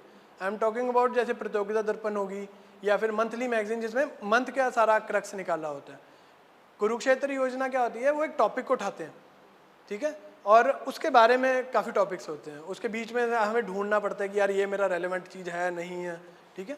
उसके बाद उसमें रिपोर्ट्स आ गई इतनी की इतनी वीट प्रोड्यूस हुई, इतने खारिफ राबी सीज़न, खारिफ सीज़न ऐसे ऐसे गया, वो हमारे इतना रेलेवेंस नहीं है, ठीक है। क्योंकि इस अप्रोच में क्या है कि पढ़ने से ज़्यादा ज़रूरी हमारे ये पता होना चाहिए क्या नहीं पढ़ना। पढ़ने वाली चीज़ें तो सब बता देंगे, लेकिन क्या नहीं पढ़ना, कि अगर हमने फैक्ट्स नहीं, फिगर्स नहीं पढ़ने, ये चीज़ें नहीं पढ़नी, तो हमने वो नहीं करना। अच्छा, ठीक है। तो मैं आपको एक ऐसा सोर्स दे दूं जो 3 से 3.5 घंटे का आपका हो। जैसे इन्होंने बताया कि मंथली मैगजीन उठाओ, संडे को बैठो, 3-3.5 घंटे पढ़ो, सारी चीज़ें, करंट अफेयर्स आपका कवर, न्यूज़ आपकी कवर, वोकैबलरी आपकी कवर, एक अपने एक्सप्रेशन में जो चीज़ आपने डालनी है वो आपकी कवर। बैठो बैठो, हाँ 3-3.5 घंटे पढ़ा हमने, वो 15 घंटे की पढ़ाई है आपकी, 3.5 घंटे में कवर कर दी मैंने, सेम चीज़ें सारी मिल गई। तो फिर हमें क्या करना चाहिए कि मैच स्टिक चाहिए कि अभी भी स्टोन चाहिए? स्टोन चाहिए कि रोज हम बैठेंगे 3 घंटे लगाएंगे, न्यूज़पेपर काला करेंगे। बट अगर मैं कहता हूँ कि न्यूज़पेपर नहीं पढ़ना, तो ये स्ट्रिक्ट नो भी नहीं है, पढ़ना है हमने। पहले क्यों नहीं पढ़ना, वाई नो न्यूज़पेपर? सबसे पहले तो ये हो गई, ये सारी चीज़ें टाइम हमारी मैनेजमेंट होगी। Why no newspaper? क्योंकि जब भी हम इसकी तैयारी करेंगे ना, आपको सिर्फ लोग 2 न्यूज़पेपर रेकमेंड करेंगे, या तो पढ़ो हिंदू या पढ़ो इंडियन एक्सप्रेस, ये 2 करेंगे बस। जब आप इसको 6-7 महीने, साल पढ़ोगे ना, आपको पता लगेगा कि ये बड़ा बाइस्ड व्यू है। कल को when you are going into civil services, आपको एक बिल्कुल ही गरीब से भी आपको डील करना है, सबसे अमीर से भी डील करना है, दोनों की थिंकिंग प्रोसेस एक नहीं हो सकती। तो सेम इज विद न्यूज़पेपर्स। जब आप हिंदू पढ़ोगे ना, बड़ा ये लेफ्टिस्ट अप्रोच से चलता है। लेफ्टिस्ट अप्रोच कौन सी होती है? Those who are left out of the development, जो कंट्री की डेवलपमेंट से लेफ्ट आउट हो गए ना, उनकी बात ज़्यादा करता है हिंदू। इंडियन एक्सप्रेस बड़ा राइट विंग है। राइट विंग का मतलब वो पॉलिटिकल वाला नहीं, राइट विंग मतलब कि जो लोग सोचते हैं कि जो चल रहा है वो अच्छा चल रहा है और वो प्रो होते हैं सेटअप के। इंडियन एक्सप्रेस वो है। बट हमें तो ये चीज़ चाहिए ना, हमने तो जब रास्ता निकालना है, हम एक चीज़ को बुरा नहीं, कोई चीज़ बुरी नहीं है, कोई चीज़ अच्छी नहीं है, हमें हर चीज़ का एस्पेक्ट पता होना चाहिए कि यार इसको ऐसे कर दें, इसको वैसे कर दें। कल को आपको, क्योंकि जब एक बच्चा पैदा हो जाता है, 1 सेकंड का जब बच्चा हो जाता है, अनटिल अनलेस ही डाइज, वो एक पब्लिक सर्वेंट की जिम्मेदारी है किसी ना किसी फॉर्म में। तो इतने डाइवर्स के साथ आप एक अप्रोच के साथ चल नहीं सकते। यहाँ पर क्या होगा, आपको बड़ा एक मतलब कि बैलेंस आंसर लिखा होगा कि अगर एक चीज़ के बारे में हम बात करें, इन्फ्लेशन की बात ही कर रहे हैं जैसे हमने पहले डिस्कस करा, या फिर आजकल हम रिलीजन वाला बड़ा ट्रेंडिंग टॉपिक है उसकी हम बात करें, तो उसमें वो बताएगा क्या अच्छी चीज़ें, क्या बुरी चीज़ें और क्या वे आउट है। तो हमें सारी एक नॉलेज होगी, हमें न्यूज़ भी मिल गई, वोकैबलरी भी मिल गई, थॉट्स भी मिल गए कि लिखना कैसे। एक चीज़ है, क्योंकि हम न्यूज़पेपर पढ़ेंगे, उसमें रिलीजन वाला टॉपिक चल रहा होगा, उसमें रोज़ आएंगे 6 आर्टिकल्स, लेकिन उसमें हर आर्टिकल में से सिर्फ एक लाइन ऐसी होगी जो हमें चाहिए होगी, रेलेवेंसी होगी, तो हम हर रोज़ एक लाइन को अंडरलाइन करेंगे। यहाँ पे वो 6 की 6 लाइन्स इकट्ठी लिखी होंगी। तो एक कंपाइल्ड सोर्स, टाइम थोड़ा सा बचेगा हमारा, हमें शायद फ़ायदा होगा इससे। लेकिन न्यूज़पेपर बिल्कुल भी नहीं पढ़ना, ये भी नहीं करना। कब पढ़ना है? चाय पीते हुए पढ़ लिया, बिल्कुल ही बोर हो रहे हैं तब पढ़ रहा है, ट्रैवल कर रहे हैं तब पढ़ लिया, उसमें से लेना क्या है? ओपनिंग एंड क्लोजिंग, कि अपना एक आंसर जो है ना उसकी ओपनिंग एंड क्लोजिंग होती है, एक अच्छी बड़ी इम्पैक्टफुल सी होती है, ठीक है। अब मैं आके बोल दूं कि my name is Rajan Sharma, बस ठीक है। अगर इसी में मैं कुछ फैंसी सी चीज़ें आगे पीछे डाल दूं, मैं आपको सुनने में भी मज़ा आएगा, मेरे को बोलने में मज़ा आएगा। तो ऐसी ओपनिंग क्लोजिंग वाली चीज़ें आर्टिकल्स में से निकालनी है और 20-25 ऐसी लेनी है और हर आंसर में डाल देनी है आपने। फॉर एग्जाम्पल, जैसे अब मेरी 2-3 लाइन जैसे कॉपी बनी हुई थी, उसमें 50-60 ऐसी चीज़ें थी, वो हर आंसर में लगनी ही लगनी है आपके। जैसे अब ओपनिंग के लिए लिख देते हैं कि this is not the beginning, this is not the end, this is just the end of the beginning, मतलब थोड़ी सी फैंसी सी लाइनें हैं। और क्लोजिंग में हम क्या लिख देते हैं, in the epitome it would be suffice to say that, rather than saying कि in the end I would like to say this. तो थोड़ा बहुत फैंसी सी चीज़ें तो हमने न्यूज़पेपर सिर्फ उसलिए पढ़ना है, ठीक है। और वोकैबलरी के चक्कर में रोज़ का एक वर्ड, सिर्फ एक वर्ड पढ़ना। 300 से 365 दिन हमारे होते हैं, तो कुछ ना कुछ तो हम बढ़िया कर ही लेंगे। साल में हमारे पास इतने ही वर्ड्स, इतने ही 50-60 वो ओपनिंग क्लोजिंग वाली लाइनें हर आंसर में लगनी है। एक टीचर ने चेक करना नहीं, हर रोज़ जब जो सुबह शाम वाला पेपर है डाली, जो ओपनिंग अच्छी सी बना दो, क्लोजिंग अच्छी सी बना दो, उसको एक सजावट वाली चीज़ दोगे तो अच्छा अगले नंबर देगा। तो इसलिए न्यूज़पेपर को बड़ा सही समय तरीके से यूज़ करना, ठीक है। और कोई भी मंथली मैगजीन या यूट्यूब पे इतने चैनल्स चल रहे हैं जो आपको वीकली अपडेट देते रहते हैं, तो वो आप पढ़ के साथ साथ में नोट्स बना लिए, या अगर इफ़ यू थिंक कि हम रिटेन कर पा रहा हूँ तो रिटेन कर लो। उसके बाद टाइम मैनेजमेंट। अब ये भी बड़ा रहता है कि पढ़ना कितनी देर है। अब आपका दिमाग है, मैं थोड़ा ना बता सकता हूँ कितना पढ़ना। मुझे वो चीज़ अगर 4 घंटे में समझ आती है, आपको 4 मिनट में समझ आ जाती है, तो मैं आपको फिर भी थोड़ा ना बोलूँगा इतना टाइम पढ़ना।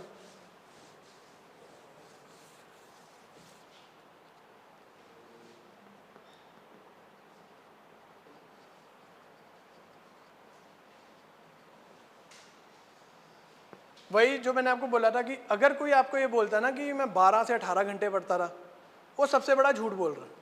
कोई नहीं पढ़ सकता इतना। और रेगुलर पढ़ता था, मंडे टू संडे, चाहे सर्दी हो गर्मी हो, लाइट हो ना हो, कोई नहीं पढ़ सकता ऐसे। हमें कितना पढ़ना है, सिर्फ 6 से 8 घंटे पढ़ना, बस, दैट्स इट, दिन में। और ये भी किसी दिन मिस होगा, क्योंकि ज़िंदगी में बहुत अप्स एंड डाउन्स आएंगे।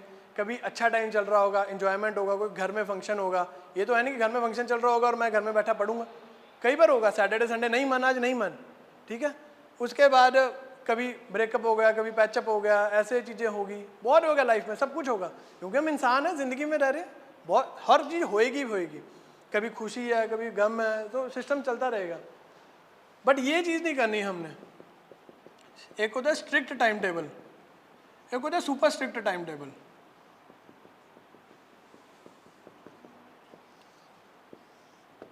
स्ट्रिक्ट टाइम टेबल में तो ये था कि सुबह उठूंगा 6 बजे, उठ के 8 बजे तक नहा धो के बैठ जाना है, फिर शाम को 5 बजे उठूंगा, 5:30 फिर बैठ जाऊंगा और रात को 12 बजे सो जाऊंगा, ये वाला। उसके बाद वो कहता नहीं, इससे नहीं काम चल रहा, मैं तो सुपर स्ट्रिक्ट बनाऊंगा कि सुबह 5 बजे उठ के रात को ही अगले दिन सोना है, और इसको मैं फाड़ देता हूँ। इस स्ट्रिक्ट टाइम टेबल को फाड़ के मैं सोने चले जाता हूँ, और मेरे से कोई पूछता है कि यार तू तो सुपर स्ट्रिक्ट में जा रहा है, कहना नहीं, वो तो कल से है ना, आज तो मेरे को सोने दो। तो ये चीज़ें कुछ नहीं करनी, कोई टाइम टेबल नहीं होता, अपनी कन्वीनियंस होएगी, आपकी बॉडी खुद बताएगी कि मैं कब पढ़ूंगा। कईयों को सुबह समझ आती है, कईयों को शाम को समझ आती है, कईयों को दिन में। एक्टिव टाइम कब होता है सबका, ठीक है। तो ये है। अब पढ़ना कितनी देर है हमने, एज आई सेड 6 से 8 घंटे। वो तो जब आप फ्लो में हो जाओगे ऑटोमेटिकली आप 12 घंटे अपने आप पढ़ोगे। बट दिमाग में हमने क्या लेना है, सुबह 3 से 4 घंटे, शाम को 3 से 4 घंटे, बस दैट्स इट। बाकी ज़िंदगी भी जीनी है। बट प्रॉब्लम ये है कि 6 से 8 घंटे पढ़ना तो है, लेकिन पढ़ाई के माहौल में हमने 24 घंटे रहना। अब ये क्या चीज़ है, सुबह की 3 घंटे की क्लास मतलब कि या सेल्फ स्टडी जो भी करनी थी हमने करी, शाम की 3 से 4 मतलब कि वो 8 बजे हम फ्री हुए, अपने लाइब्रेरी से या अपने रूम से बाहर आए, हमारा दोस्त आके कहता चल यार गोवा चलिए। वो मैं तो जी बड़ा स्ट्रिक्ट हूँ, मैं नहीं पढ़ाई मेरी मिस हो जाएगी। वो फिर बोलते चल तेरे गोवा का सारा खर्चा मेरा। वरना कह रहा ठीक है यार 3 दिन एंजॉय करके आएंगे, फिर पढ़ना है, पढ़ने के लिए रिलैक्स भी तो होना ज़रूरी है मेरा। तो वो कहता है हाँ ठीक है चलते हैं। तो वो 3 से 4 घंटे जो मैं पढ़ा और 3 से 4 महीने जो मैं पढ़ रहा था, वो सारा हो जाता है जीरो। उसका कारण छेद, मतलब कि वहाँ पे जाएंगे 3-4 दिन तो लगा के आएंगे, गोवा घूमे फिरे, ठीक है, किसी और के पैसे पे ऐश करी हमने और वापस आ गए। वापस मैं आया, 4 दिन का मेरा बैकलॉग पड़ गया, ठीक है। 4 दिन को बैकलॉग को कवर करने में मैंने या तो इनके साथ कॉम्प्रोमाइज़ करा कि इसको डबल कर दिया, या मैंने थोड़ा थोड़ा करने के चक्कर में, उसके बाद बड़ा विशियस सर्कल सा शुरू हो जाता है कि मैं पिछला पूरा करने के चक्कर में अगला नहीं पढ़ पाता। तो पॉइंट ये है कि माहौल में 24 घंटे रहना। अब ये ना हो कि मैं पढ़ के निकला गांधी फिलॉसफी और मेरा दोस्त बार आया कहना जी मेरे मामे दे चाचे दे मुंडे ने मेरे भूआ दे मुंडे को कुटता, ठीक है, और मैं बोलूँ कि नहीं जी मैंने तो गांधी फिलॉसफी पढ़ी है, मैं जाके समझाऊंगा उनको।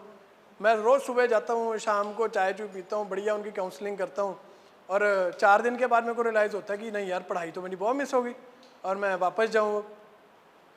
और 4 दिन में वो सोल्यूशन भी नहीं हुआ उधर लड़ाई का। मैं वापस आया, 4 दिन का मेरा बैकलॉग हुआ, वही विषय सर्कल में फंस गया मैं दोबारा से कि पुराना कवर नहीं हो रहा, नए को मैं हाथ नहीं लगा पा रहा, और दूसरी उधर से भी कोई सोल्यूशन नहीं हुआ। इसका मतलब ना सरदारी हुई ना पेपर होया, या तो सरदारी करके उधर दोस्ती कमा लेंगे या पेपर कर लेंगे। सो माहौल में 24 घंटे रहना है और ये पता होना चाहिए कि क्या नहीं करना मैंने। अगर मैंने 4 घंटे पढ़ने के बाद मैंने 4 मिनट का कुछ मतलब कि डिस्ट्रैक्टिंग चीज़ नहीं करनी तो नहीं करनी। तो ये 1.5 साल की आइसोलेशन जो है ना, ये माहौल की है।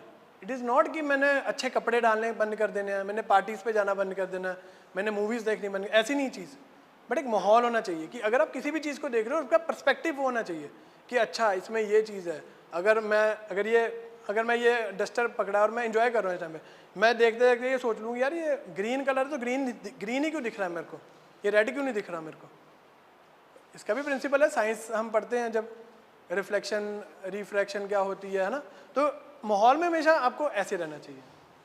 और 6 से 8 घंटे पढ़ना बिल्कुल एक इजी अप्रोच है। एक आधा दिन मिस होता है, अप्स एंड डाउन्स होते हैं लाइफ में, कोई रोने वाली बात नहीं कि यार आज मेरा टाइम टेबल रह गया। Next is motivation. हम बड़े आजकल यूट्यूब पे भी चल रही है, वो 2-2 मिनट के वीडियोस बड़े आते हैं ना, हम देखते हैं बड़े, है ना, मोटिवेशन ले रहे हैं हम। तो क्या ये सही वर्ड है? वैसे हमें जो मोटिवेशन चाहिए कुछ और चाहिए, और अगर मोटिवेशन नहीं चाहिए तो मोटिवेशन क्यों नहीं चाहिए?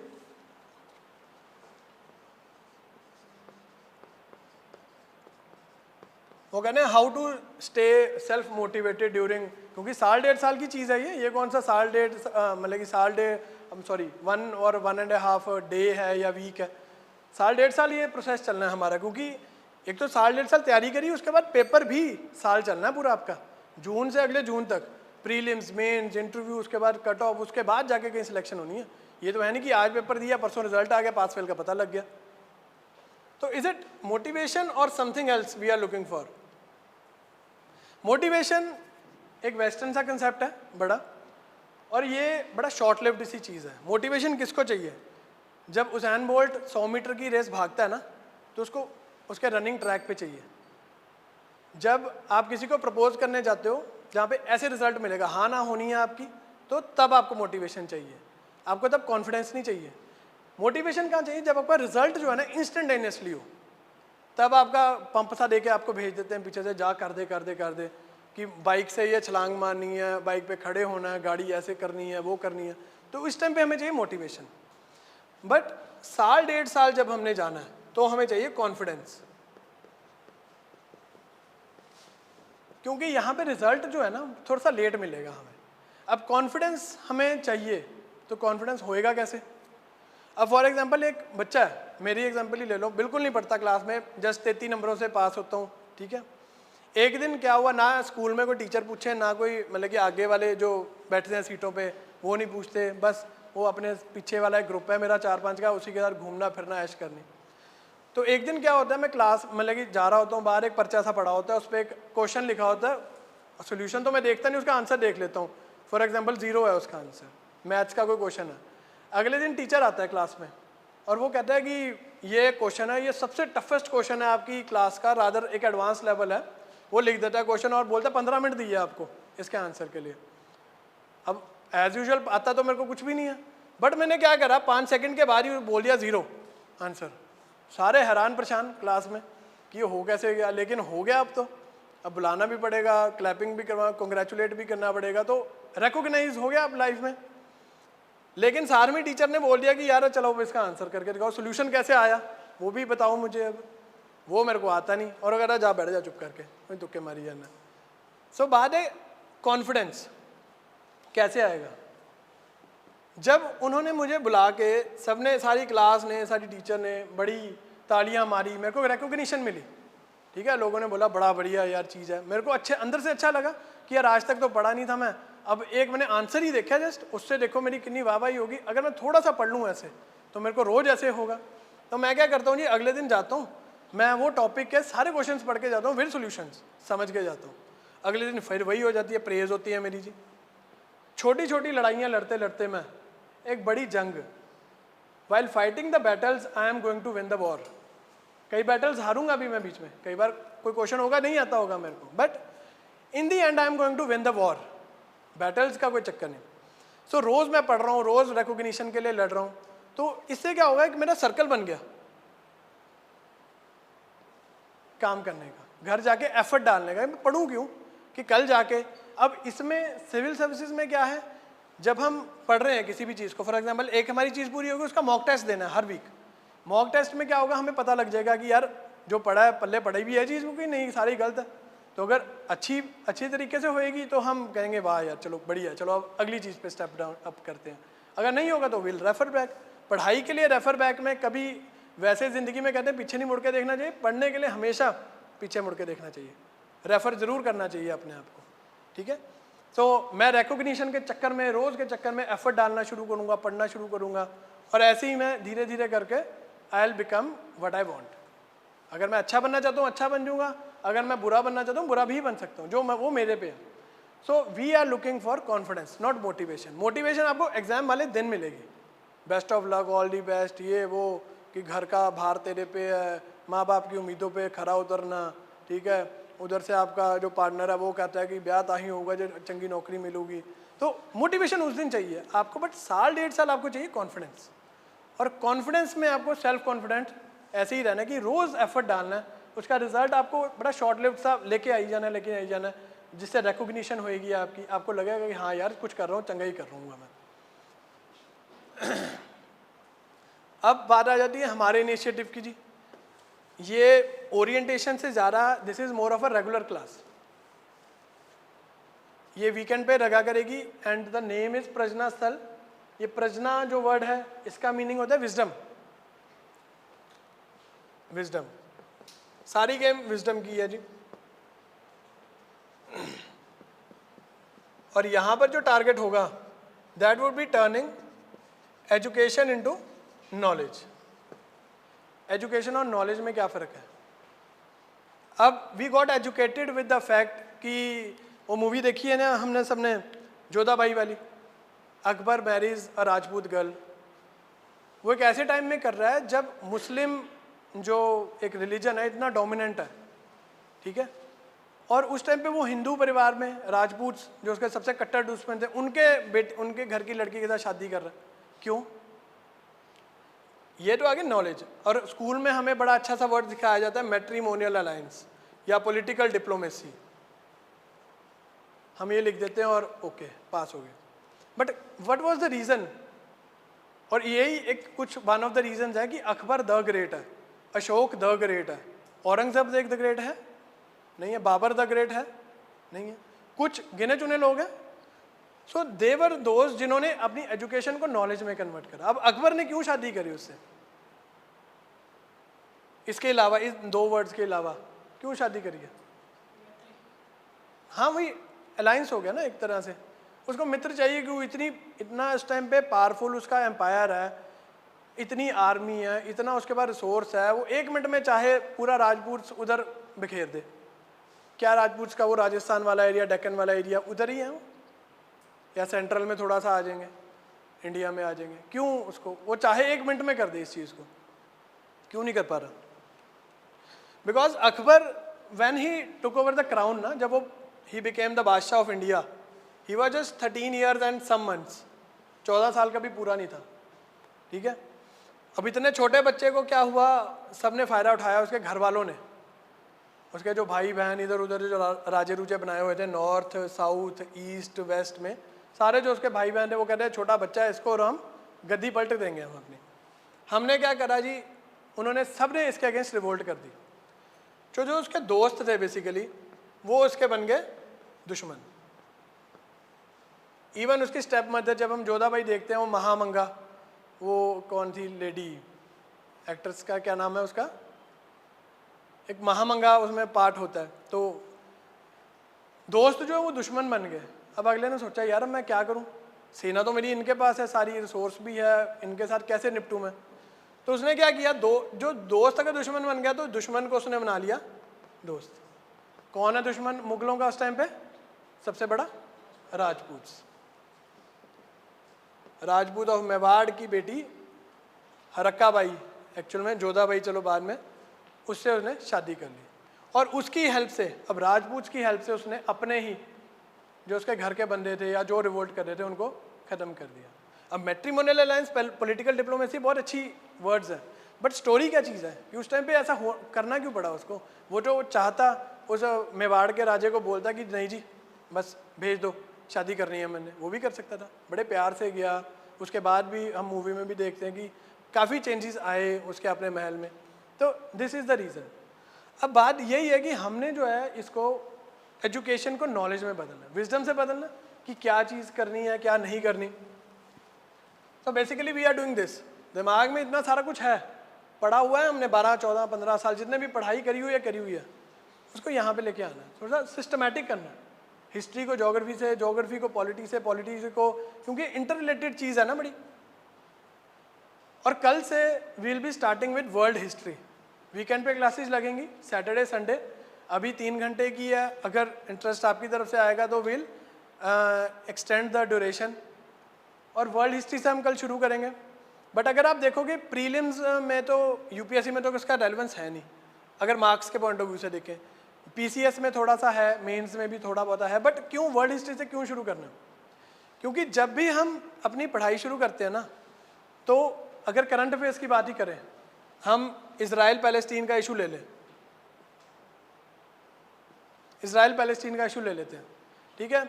हम क्या करते हैं कि ज़्यादा से ज़्यादा 4 से 5 से 10 साल इसके बैकग्राउंड में चले जाते हैं, बट हमें स्टोरी नहीं क्लियर हो पाती कि वहाँ पे अगर लड़ाई हो रही है तो उनकी आपने लड़ाई किस चीज़ की है। आज तक अगर लड़ रहे हैं, आज तक अगर मिडल ईस्ट, सेंट्रल एशिया ये नहीं कंट्रोल में आ पा रहे, ईरान इराक, ये आज तक क्यों नहीं इतने स्टेबल हो पा रहे। हम क्या करते हैं, हम 5-6 साल 10 साल तक इसको रिलेट कर पाते हैं कि यार तब सदाम हुसैन वाला इशू हो गया, ये हो गया, गद्दाफी हो गया, फलाना हो गया, बस इतना सा ही हम रखते हैं। हम उसकी एक्चुअल में जो बैकग्राउंड है उसमें नहीं जा पाते। एंड वर्ल्ड हिस्ट्री इज जननी, जिसको हम कह देते हैं जननी ऑफ ऑल सब्जेक्ट्स। अब उसका रीज़न क्यों, अभी यूपीएससी में क्वेश्चन आया था, what can the France learn from India in terms of secularism. Secularism का मतलब क्या होता है, टॉलरेंस टूवर्ड्स द रिलीजन, कि क्या यहाँ पे हिंदू, सिख, ईसाई, मुस्लिम्स ये आराम से रह सकते हैं, देश उनको कैसे रखते हैं।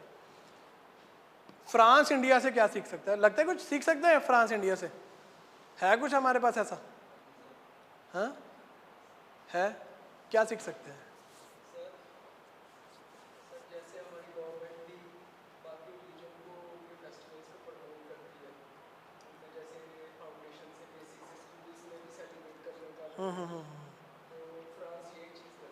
बिल्कुल, टॉलरेशन बढ़ाएगा सबसे पहले, ठीक है। बट ऐसा उसने बोला क्यों, ये अब आप बताओ क्वेश्चन किस सब्जेक्ट का है?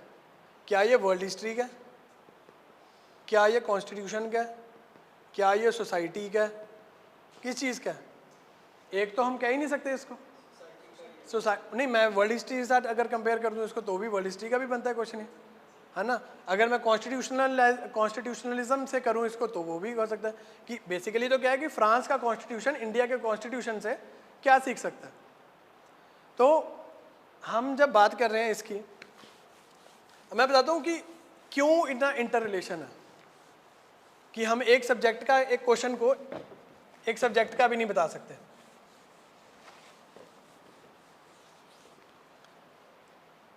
अब फ्रांस में and in general western Europe,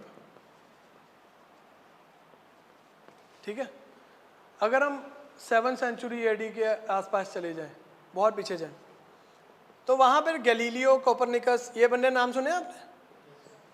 क्या बोला था इन्होंने?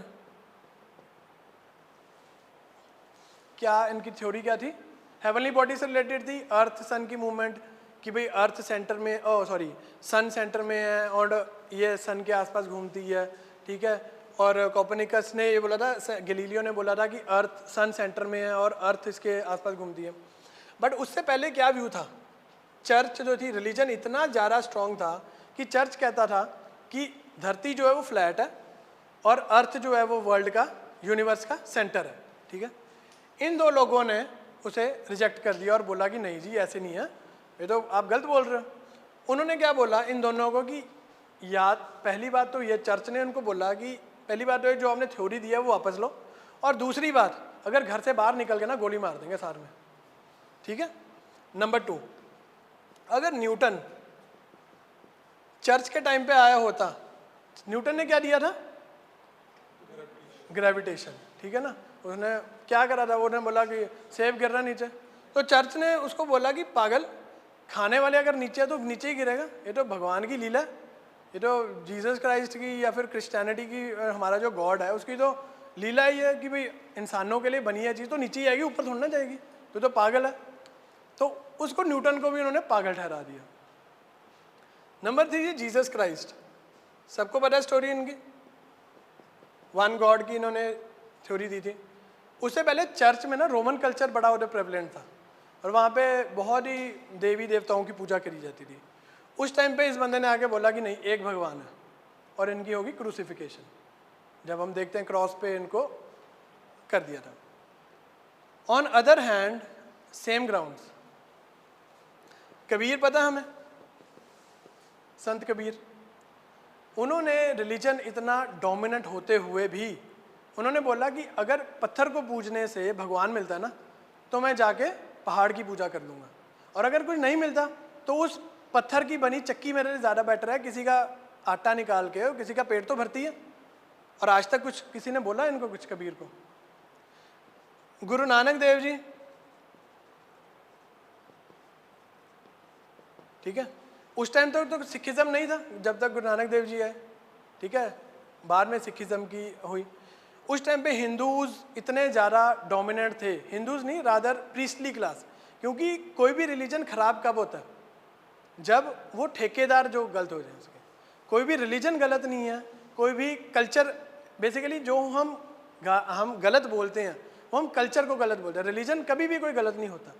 अगर इस्लाम की बात करें, हम कहते हैं बहुत ज़्यादा स्ट्रिक्ट है ना। इस्लाम का बर्थ कहाँ पे हुआ था? सऊदी अरेबिया में। वो हम कल से शुरू करेंगे, उसका छोटा सा वर्जन दे दूँ, सऊदी अरेबिया में, ठीक है। अब इस्लाम में मतलब कि लिकर को वो माना जाता है कि पॉइजन है, ये कि शराब नहीं पीनी किसी ने। उसका कारण क्या है? कल्चरल है, उसका हिस्टोरिकल रीज़न है।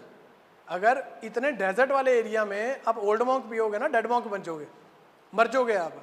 अब बट अगर ठंडे मुल्क में जाओगे, रशिया में जाओगे, वहाँ पे आप ड्रिंक्स के बगैर रह नहीं सकते। सो बात है कि it is all about culture, all about geography, कि जिसकी वजह से रिलीजन बनता है। कोई भी रिलीजन गलत नहीं है वहाँ पे हिसाब से। अब बुरखे को आजकल इतना हिजाब रो चला पड़ा है, ठीक है। अब सऊदी अरेबिया, अब जून जुलाई में यहाँ पर भी तो सारे बुरखे डाल ही लेते हैं। हम दिल्ली में जाते हैं, हम सब ने अपना मुंह वगैरह सब कवर करके यहाँ तक होते हैं। क्यों होते हैं? सऊदी अरेबिया में क्या था, इतनी डायरेक्ट सनलाइट है, इतनी गर्मी है, इतनी लू है कि आपका सनबर्न्स हो जाएंगे, स्किन ही सड़ जाएगी। तो दैट वाज द रीज़न कि वहाँ पे बुरखा ज़रूरी था। अब यहाँ पर आज हमारे रौला पड़ रहा है कि नहीं जी बुरखा नहीं, हिजाब नहीं, ये नहीं बना। तो किसी को पता है नहीं है कि क्या चीज़ है, बस बोलना है, बोलने के लिए बोलना है, थोड़ा सा टीवी पे आना है, थोड़ा सा उस पर ट्विटर पे वायरल होना है, ट्रेंडिंग में जाना है, ये होना। तो कमिंग बैक, गुरु नानक देव जी ने जब हिंदुइज्म प्रीस्टली क्लास इतना डोमिनेंट था, उन्होंने 4 उदासियाँ करी थी और हर उदासी में ही चैलेंज्ड कोई ना कोई ट्रेडिशन को। हरिद्वार गए, वहाँ पे उल्टी उसमें कर दिया। बट गुरु नानक देव जी को आज हम पूछते हैं, ठीक है ना, सारे पूछते हैं। सो फ्रांस में ये हो रहा है, क्रूसिफिकेशंस हो रही हैं, वो कह रहे हैं कि बाहर नहीं। कोपरनिकस की बॉडी को जब दफना दिया था, चर्च इतनी एंटी थी कि इनकी बॉडी को बाहर निकाल के जला दिया था कि इसका कोई एक भी इधर किसी का दिमाग ना खराब करने के चक्कर में हो जाए। तो हमारे जो इंडिया में बड़ा ही एक टॉलरेंट सा सिचुएशन रही है। तो अब मैं आपको, ये तो छोटी सी वैसी स्टोरी थी, मेरा मेन पॉइंट था कि एक क्वेश्चन जो है that doesn't relate to one subject, वो आपको हिस्ट्री से भी करना है कनेक्ट, वो आपको पॉलिटिक्स से भी करना है, इकोनॉमिक्स से भी करना है, ज्योग्राफी से भी करना है, हर एक से करना है। इसीलिए आपकी एक बड़ी ही वाइड सी अप्रोच होनी चाहिए। तो this is why we are starting with world history. और वर्ल्ड हिस्ट्री में हम कल से शुरू करेंगे, 2 क्लासेस होंगी। और जो आना चाहते हैं, मतलब कि देयर इज़ नो फीस, कुछ नहीं है, आप आओगे, जैसा रिस्पांस आप दोगे वैसा ही कल चाहे 1 होगा चाहे 100 होंगे, मतलब कि चीज़ वही होएगी, पढ़ाई जाएगी। बट पहली बात, अपनी एटलस लेके आनी है, एक एक सबने एटलस लेके आनी है। और फ़ोन्स पे ना यूज़ करना, क्योंकि वो कोई बीच में व्हाट्सएप आ जाएगा, कोई गाना चल जाएगा, कुछ हो जाएगा। तो आई प्रेफर कि हार्ड कॉपी एक एटलस की होनी चाहिए, क्योंकि जब हम अभी मैं बात कर रहा है central Asia, middle east Asia, हमें पता है ईरान, इराक, इटली, फ्रांस कहाँ पर है वर्ल्ड में मैप में। अगर मैं बोलूँ कि इटली बता रहा हूँ थोड़ा सा कहाँ पर है, हाँ नहीं यूरोप में तो है, बट हाँ, क्योंकि मेडिटेरेनियन सी के पास है, ब्लैक सी के पास है, नॉर्थ सी के पास है, कहाँ पर है। तो ये थोड़ा सा ना उससे रेफरेंस हो जाती है जल्दी जल्दी। और जब हम ज्योग्राफी से मतलब कि हर चीज़ को पढ़ेंगे ना, काफ़ी इजी हो जाएंगी चीज़ें समझने। तो सबसे पहली बात तो एटलस है। दूसरी बात है 9 AM क्लास स्टार्ट हो जाएगी, बट 8:45 पे will start sitting and 15 minute कुछ अच्छी बात ही, कोई अच्छा टॉपिक ही समझाऊंगा जो है सिलेबस का पार्ट नहीं होगा, बट वो आपको सिलेबस को समझने में पार्ट करेगा। फॉर एग्जाम्पल, हम क्रूसेड्स पढ़ा है, सभी किसी ने पढ़ा? क्रूसेड्स क्या होते थे? होली वॉर, जो क्रिश्चियंस और मुस्लिम्स के बीच में लड़ाई हुई थी। तो उसमें कॉन्स्टेंटिनोपल आता है एक चीज़, कॉन्स्टेंटिनोपल एक जगह का नाम है, आज इसको क्या कहते हैं, इस्तांबुल। तो इसके लिए बड़ी मारो मारी थी। अब मैं आपको सारा पढ़ा दूंगा ये कि कॉन्स्टेंटिनोपल पे ये हुआ, आए गए, बट जब आप एटलस में देखोगे ना तो आपको असल में पता लगेगा कि यार ये इतनी ज़रूरी क्यों जगह थी, क्यों एक 2 वर्ल्ड्स को कनेक्ट करती थी, ये चीज़ थी। तो 8:45 पे ऐसी बातें होंगी कि महमद आया, उसने ईस्टर्न रोमन एम्पायर ने वेस्टर्न को हेल्प मांगी, उन्होंने नहीं। तो ऐसी स्टोरीज होंगी जो डायरेक्टली रेलिवेंट नहीं होंगी, बट आपको अच्छा लगेगा सुन के। और तीसरी बात, जो 2 कंसेक्टिव वीक्स अगर आप आ रहे हो, जैसे फॉर एग्जांपल देखो मेरी भी मेहनत लगती है, मैं भी अपने जॉब से बाहर होके ये प्रिपेयर करता हूँ पीपीटीज, पूरा लेक्चर प्रिपेयर करता हूँ। अगर 2 कंसेक्टिव वीक्स यानी कि 4 क्लासेस लगातार किसी की मिस हो जाती हैं तो नेक्स्ट टाइम फिर अलाउड नहीं होगी एंट्री, ठीक है? क्योंकि मेरे को भी, मुझे भी अच्छा लगेगा कि यार आप रिस्पॉन्स कैसे होगा। ठीक है, एक आधी बार कभी इमरजेंसी आ गई, एक वीकेंड नहीं आए पूरा, वो अगले में भी नहीं आए, फिर वो थोड़ा सा मुश्किल हो जाता है। कि ये तो है नहीं कि मैं आज मॉडर्न वर्ल्ड हिस्ट्री करा रहा हूँ, अब हम अगली बार आएंगे मॉडर्न हिस्ट्री में, उसके बाद ज्योग्राफी में एक लेक्चर लगा लेंगे, तो ये चीज़ नहीं हो पाएगी। तो ये 3 मेरी रिक्वायरमेंट्स हैं। इसके अलावा थैंक यू। एंड ये जो आज की वीडियो है या कोई भी वीडियो होगी, सोर्स के पॉइंट ऑफ व्यू से मैं आपको ये बता दिया करूँगा कि मैं कौन सी बुक रेफ़र कर रहा हूँ, आपने जाके उसी से रेफ़र करना है। और जो पीपीटीज़ होएंगी वो आपको ऑनलाइन शेयर कर दी जाएंगी, चाहे आपको लिंक भेज दिया जाएगा, चाहे कुछ होगा इंस्टाग्राम फेसबुक पे, आप वहाँ पे देख सकते हो। और फीडबैक जो है, अच्छी चीज़ें लगी वो बताना, और जो अगर बुरी लगी जो हमने आज डिस्कशन तरीके से जिससे करी, जो नहीं आपको ठीक लगी वो ज़रूर बताना मेरे को, कि जिससे हमारा स्कोप ऑफ इम्प्रूवमेंट रहे। विद दिस मेरे हिसाब से आज का ओरिएंटेशन वाला इतना मुझे लगता था जो ओरिएंटेशन होनी चाहिए थी। अगर अब आपकी कोई क्वेरी है वो बता दो मेरे को, तो आई ट्राई कि उसका आंसर दे दूँ। बट उससे पहले मैं बता दूँ कि आई एम नॉट वो कि ओमनी टाइप्स पर्सन कि जिसको सारी नॉलेज होएगी। हो सकता है कि जो आप मुझसे पूछो मुझे नहीं पता होगा, बट विद इन 24 आवर्स मतलब कि I will get back to you. जो आपकी क्वेरी है, जो आपकी इशू है, उसका सोल्यूशन ज़रूर लेके आऊँगा मैं। बट अगर अभी फॉर एट द टाइम आपको कोई भी चीज़ की ज़रूरत है तो पूछ लीजिए मेरे से।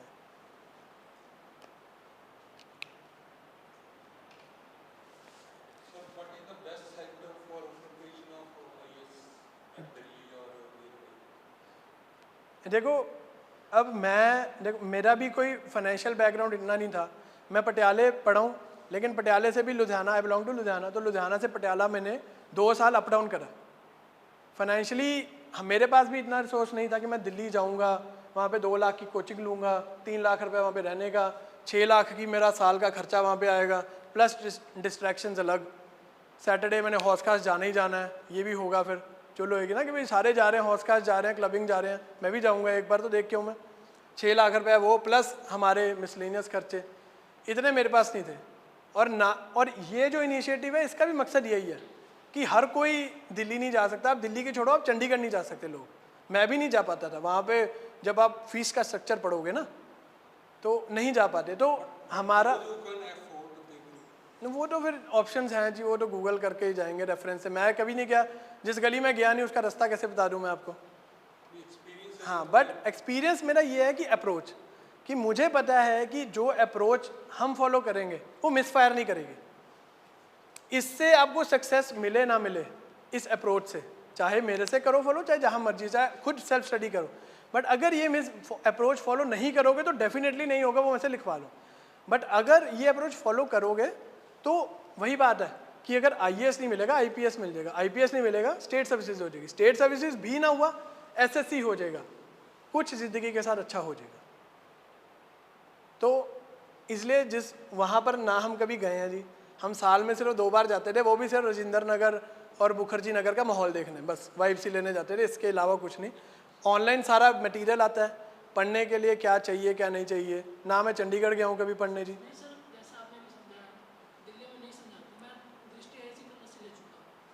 चलो नहीं, वही है ना, 50 पर मंथ।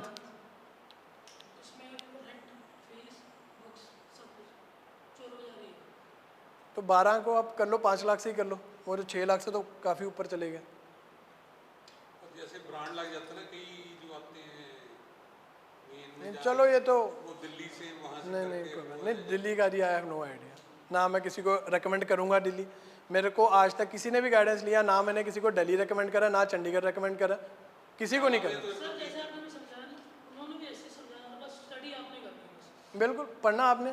और अब जो हमारा इशू है ना, टायर 1 सिटीज़ जैसे दिल्ली, बॉम्बे, बेंगलोर, पुणे, यहाँ पे सारी फैसिलिटीज़ हैं। अब धीरे धीरे क्या हो रहा है, यही सारी फैसिलिटी टायर 2 और 3 सिटीज़ में आ रही है। 2-3 में क्या आ गया, चंडीगढ़ आ गया। 3 में क्या आ गया, लुधियाना टाइप्स आ गए।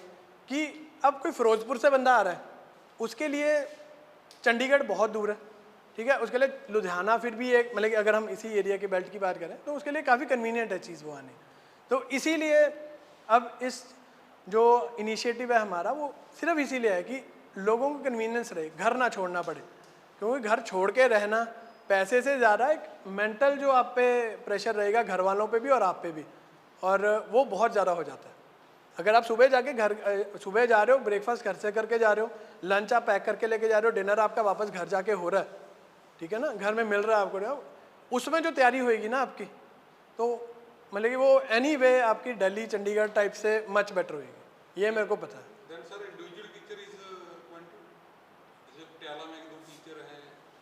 वो देखो, वो आपकी अपनी अप्रोच है, आपकी मर्जी है।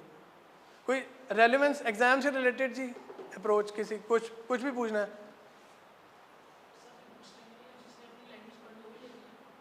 सॉरी, हाँ, लैंग्वेज तो सबका मोस्टली इंग्लिश होगा अटेम्प्ट का। हिंदी में दे रहे हो, चलो वेरी गुड। हिंदी है आपका, चलो वेरी गुड, फिर आप हिंदी में देख लेना। क्योंकि देखो स्टोरी मैं बता दूंगा, NCERTs जो आपने या स्कूल टेक्स्ट बुक्स है वो उठानी है, बस हमने पढ़ना है। स्टोरी के बीच की बात होएगी कोई, वो यहाँ से नोट कर लेनी है।